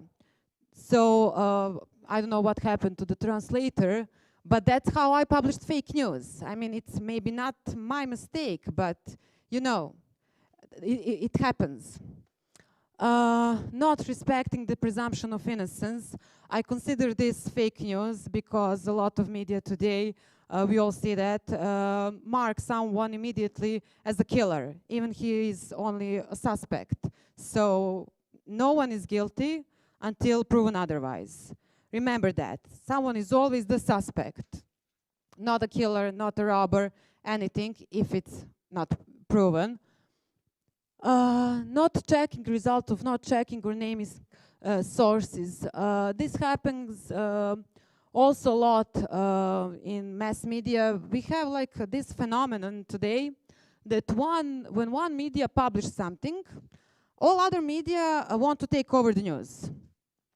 And so there's like a wave.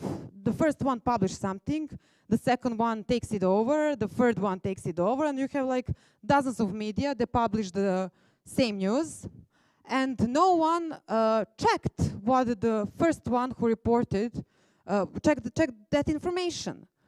And like the last one that stands without giving that information, he will like be okay. We have to give this also because everyone else has it. It's probably true, but it's sometimes not. Usually it is, but sometimes it's not. And if you haven't checked that, you published also fake news. April Fool jokes. So this also happens a lot when it's April Fool's Day. There are a bunch of information everywhere that are not correct. We even get emails that are like from official websites of some companies, institutions, and etc. And those are like fake news. So we have to be careful. We have to call every one of them. Is it true or is it just April Fool's joke? Also, this one happens sometimes when you report from the field, that PRs don't provide the correct information. You're trying to collect as much information as you can about some subject, I don't know, about the road that is being built, how much it cost, or everything. Or the officials say wrong information. Or what happened to my colleague also, other one, is that the PR, once she was reporting for the field, and the PR gave her one information, and the official gave her the totally other information. So she didn't know who to trust, because, you know, the officials usually, I mean, sometimes they don't know the correct numbers or something like that. But what she did, because they didn't know which one of them is right. They were consulting, and she was like, okay, let's make a statement into the camera. She asked the official to make a statement into the camera, and that's what she reported. She had a video about that, and that's how she made a distance, so to say, and protected herself. But sometimes you have like to be more informed when you go to the event, to know all those numbers maybe, not to get into this kind of situation. Sometimes the journalist simply didn't hear well. I don't have to explain that to you. I mean, you just heard something wrong and you reported. It can be a result of misinterpretation. This actually happened a lot during the coronavirus crisis. A bunch of media published fake news because they were reporting about some analyses or some studies about COVID, but they didn't understood it well. So when they were retelling, they retell it wrong because they are not scientists. I mean, so that's also a mistake that will happen, and that's how you will make fake news. This happens a lot in my agency, to my agency. Other media take the news but change something, because, as I said, all other media rely on us, and they're taking our news, but they have the freedom to, for example, change the headline. But they sometimes do it wrong, and then they make like fake news out of the headline because they wanted to make something that is more interesting than the thing we published, and then like make a huge mistake. And you see Tanjug, that is like because they potpišu nas, kako se kaže? Signing us, yeah, thank you, Neven. They sign us as Tanjug, and you think that's our headline, and it's not, but they have the freedom to change our news how they want. Yes.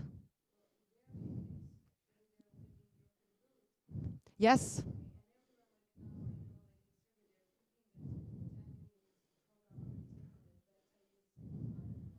Opposition, yeah.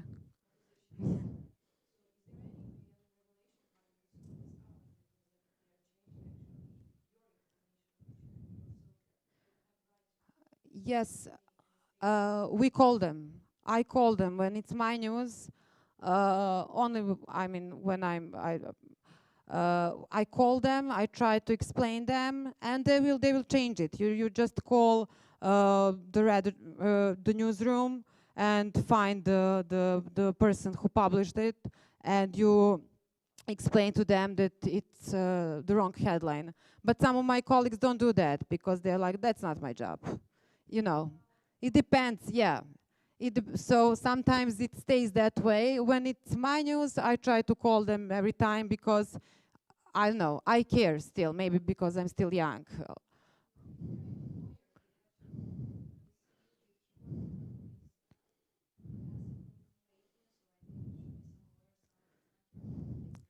UK, there is a server through which we are publishing news to other institutions. So you can always see the original, how it was published. So if someone wants to sue someone, we would just give the evidence. We have a service. This is our news. Every lawyer who is in the media field knows how it functions. I suppose that every lawyer knows that as an agency you can't withdraw that. So we would have to prove how we published it, and then they would have to sue the other media or whatever. Yeah. You're welcome. And for the end, how to fight fake news. Check everything. This is the most important thing. Starting with names and functions. When I say starting with names and functions, I mean the biggest news agencies such as AP, Reuters, TASS, who is here from Russia, they sometimes get it wrong. I mean, they are also people, they're also normal people, they're also journalists, so they sometimes get the name of some famous official wrong. So you have to always check what is the function of someone. They can say French Prime Minister Emmanuel Macron, for example, because of the speed. So if you're not sure who is the Prime Minister, who is the President, check. You can everything Google today. Be informed whenever you go to field and whenever you have time to prepare, because usually you will go just, I don't know, suddenly. But whenever you have time to prepare to go to field, inform about the subject, inform about everything, because you will know then if something is suspicious, if you think someone said is maybe not right, so you can avoid that or clear it with the speaker. Better not to have than have an incorrect information. This is something that I always stick to. If I don't understand something, I throw it out. So I won't give an incorrect information. I won't try to interpret it somehow. I don't understand what it is. Okay, let's throw that out. Go on. Use photos and videos as a source. I gave here an example. This was a fire recently, a few months ago, I don't know, I don't remember when, in London. And only only tabloids, British tabloids, had the first information. A huge explosion in London, they said. And I went to BBC, nothing.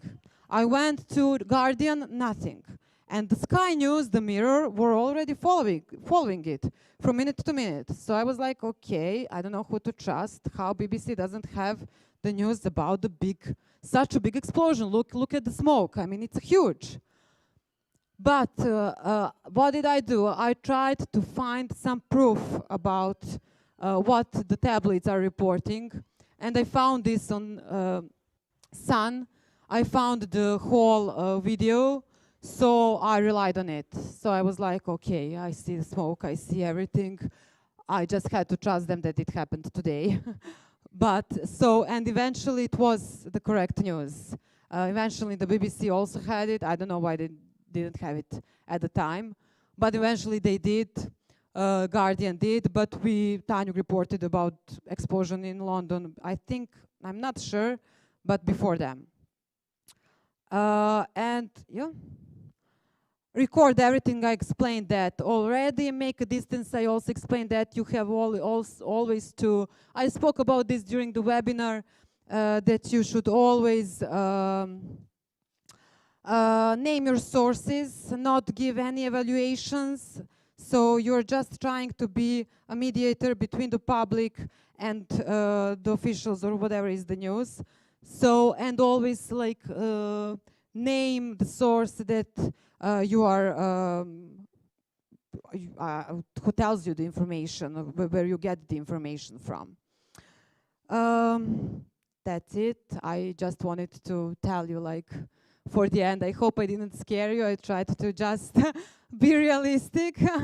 I mean, these are some examples, because the most interesting thing you remember are, of course, some adventures you had, to call it that way. But this is a great job. It really is, because it never gets boring. You never know how will your day turn out. You go to the newsroom and you end up, I don't know, maybe at some field like in mud, covered in mud, reporting about that. And at the night you go to the fancy meeting in government, building of the government. So like it's so, it's really, really interesting. It's something that drives me. And gives me an adrenaline. And it also is a job, I think, that you constantly have to learn about.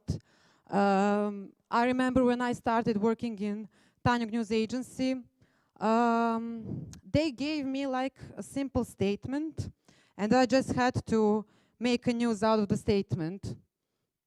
And it was like on one page. I had to just shorten it to just find the news.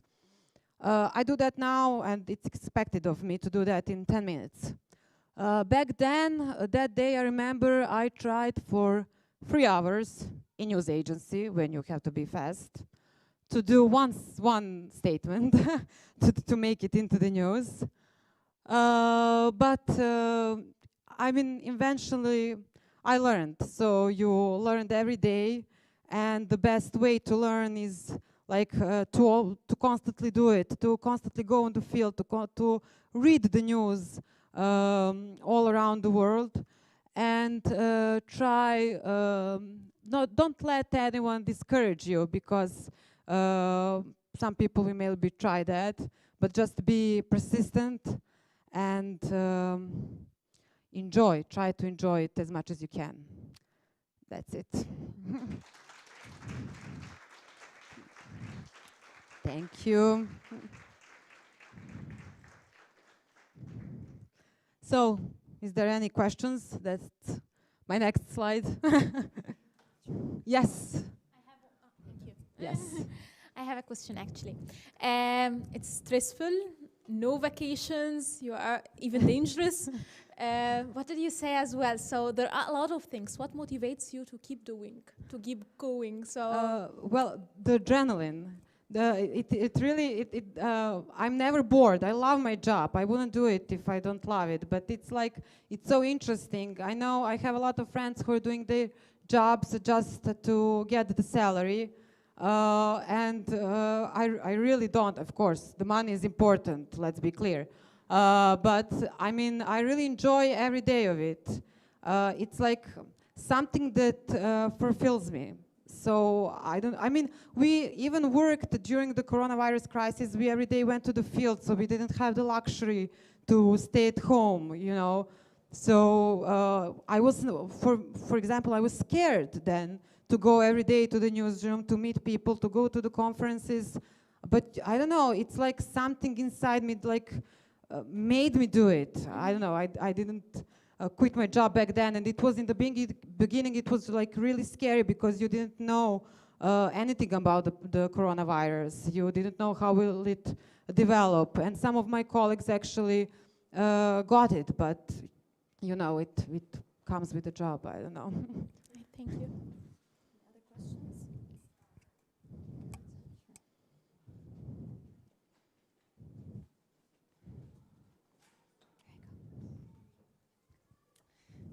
Hi, hello. So my question is, how did you actually start working for the news agency? By accident. Could you tell us? Because I was at faculty. It was during my master's studies, And I was actually master studies in theory of culture, but I finished the primary studies. I finished the journalism in Faculty of Political Sciences here in Belgrade. Yes. And our professor told us during some lecture that Tanjug is hiring. So if we want, we can go there. And me and my friend were like, okay, let's see, maybe we can get a job. Let's see how it looks in practice, because we were like all just filled with theoretical knowledge and we didn't know how it looks in practice. So we went there, and I remember like I prepared CV and everything, I dressed correctly, everything. And I came in and we said like, we heard Tanjug is hiring. And we gave our CVs, and the editor who was there, who received us, just like took those CVs, throw it out, like I don't care about that, I don't care what did you do. Here's the news, let's see what you know. Here's the statement, let's see what you know. Call this guy, call that guy. Like 5 days ago, I remember they sent me to go with the Minister of Labor to visit some center. I don't even know still how it works. I don't know what are the news, you know, I'm the beginner. And I remember speaking with, he was like visiting the center, and he told me I want to make a statement, is it okay? I said yes, of course. And he stood, and I should ask a question.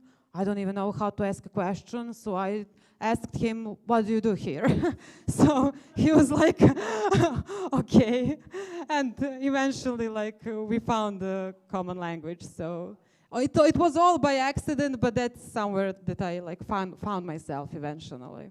Yeah, but was it different than what you expected in the beginning, or? Yes, it was different. I think that during my studies, I thought about the journalism only I imagined I would maybe be an anchor or something like that. I thought that is a journalism, to interview people, to be on the television. Now I don't want to be on television, but back then the television for me was journalism. That was it. But then when I came to news agency, I realized how actually hard it is, because you have to provide all those news for television and also do the interviews, also do everything they're doing.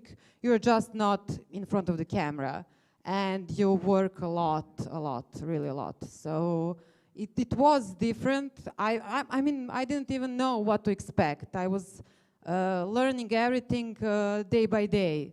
So, and just got through it, you know. I don't know.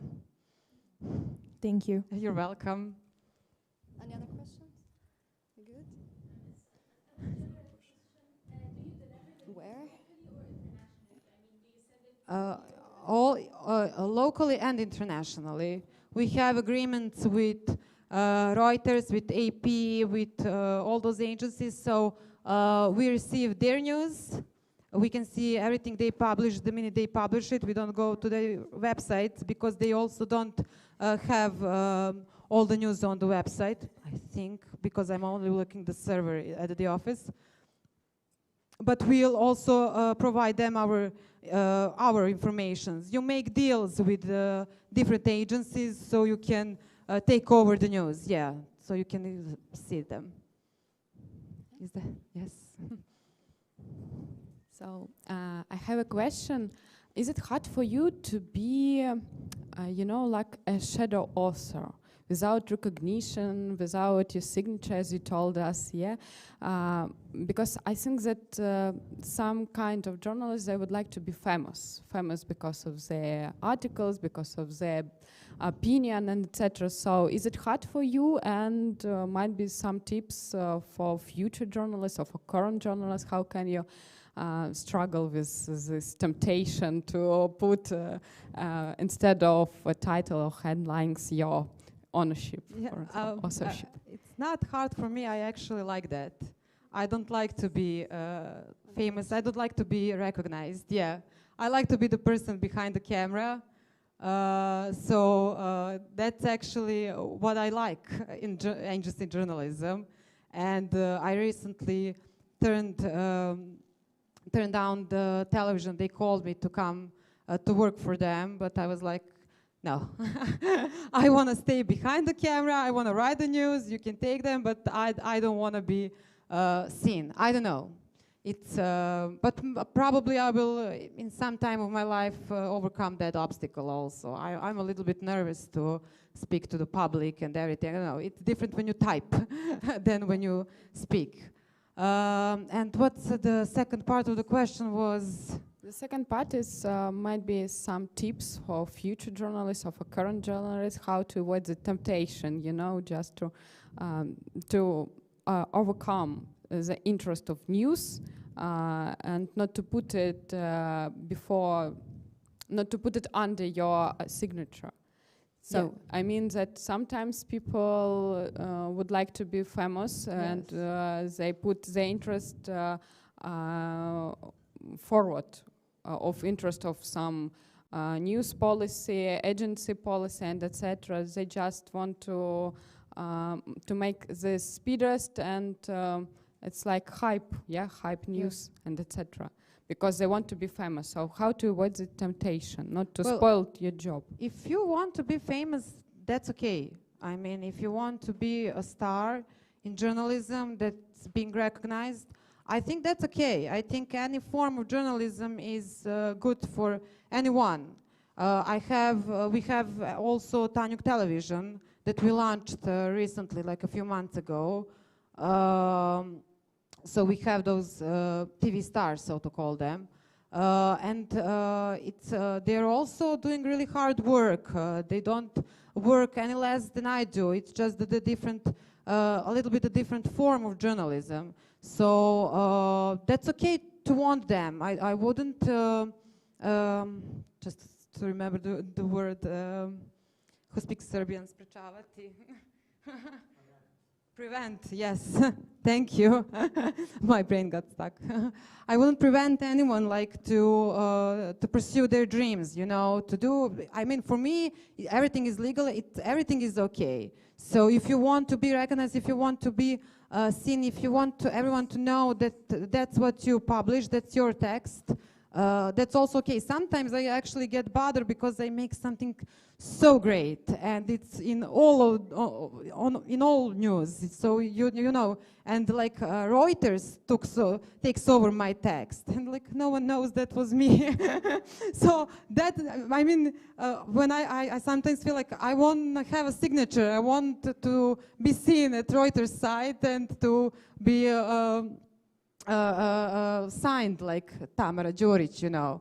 So I understand that feeling. It just doesn't work for me as much as the agency journalism does. But I would like advise everyone just to try to find, whoever wants to be a journalist, to find a field that fulfills them. So yeah. And of course, it depends on the salary also. The TV journalists usually have bigger salaries. So yeah, that's also really okay. So just try to consider that. More question? Yes.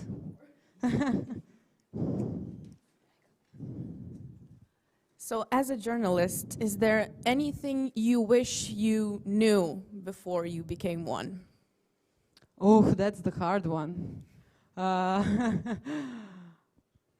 Well, probably I did. I just trying to remember something. I don't know.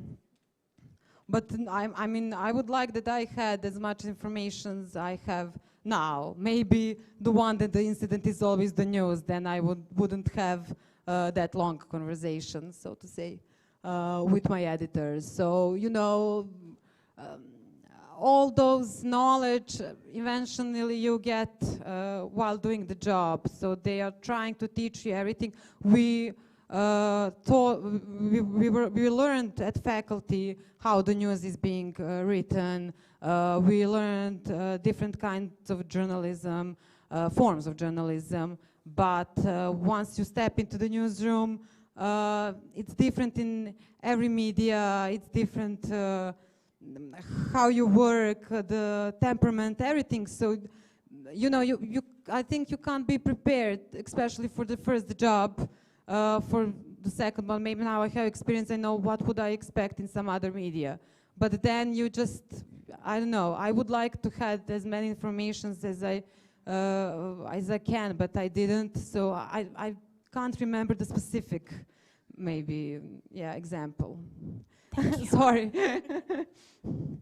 I have like a strange question. If you could to change something in journalism, what could you or would like to change? In journalism generally? Yes. I don't want to seem shallow, but salaries. Because, yeah, they are really low.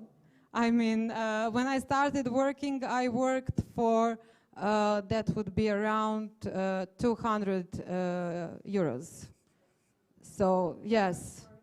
So that was my salary, 200 euros. What can you do? And I worked for 10 hours and more. So that's, I would like to change that, of course, and the position of journalists. And unfortunately, journalists today are flattered in media, you know. It's not like something, when you say a journalist today, you don't think as a job that is being respected. Many of them like look at them with, I don't know how to say, what? Yes, disrespect them. Yeah, there is disrespect. Disrespect them. So I would try to change the position of journalists also in other media, between the public, you know, because it's not like sometimes I remember, I don't remember, but one of my friends, his grandfather was a Tanjug correspondent from London in 60s.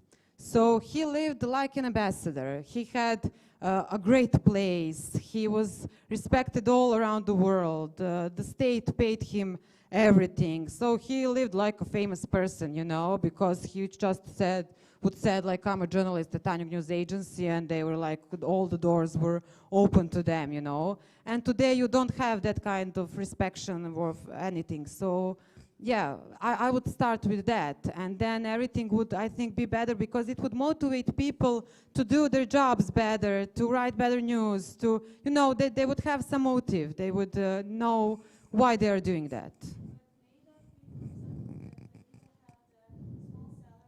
Yes?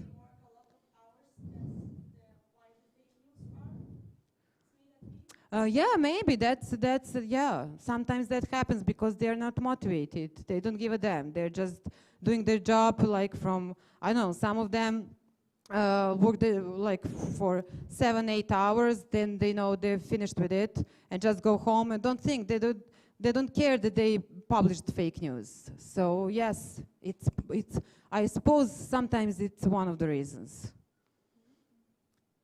That's it. Oh. I think we're running out of time, but Olivia, it's fine. Sure. Sure. What is the main problems of Serbian journalism, and how you see future journalism in our country?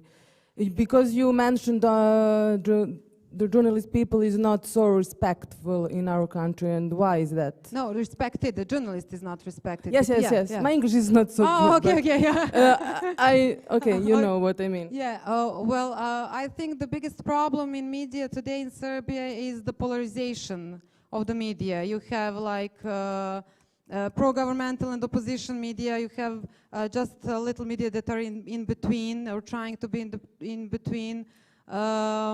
And I mean, that's the problem. But I mean, it's also okay, because all the media have to get payment from somewhere, and it also, you know, they all work for someone. So you have always to keep in mind, like, for who is that media working. And about the future, Well, I don't know. I can't predict how it would go. I didn't think about that. Maybe if I have time to think, then I will tell you. But now I didn't. Yeah, how I see the situation is developing, I really don't know. Okay, thank you. Thank you. I think we're done with questions. Okay, thank you, Tamara, for a very exciting and informative speech. And also for this giving us a sense of the real life experience of being a journalist. We will have a break of 30 minutes. Please make sure to be here around 4:30. Thank you. Thank you. Thank you.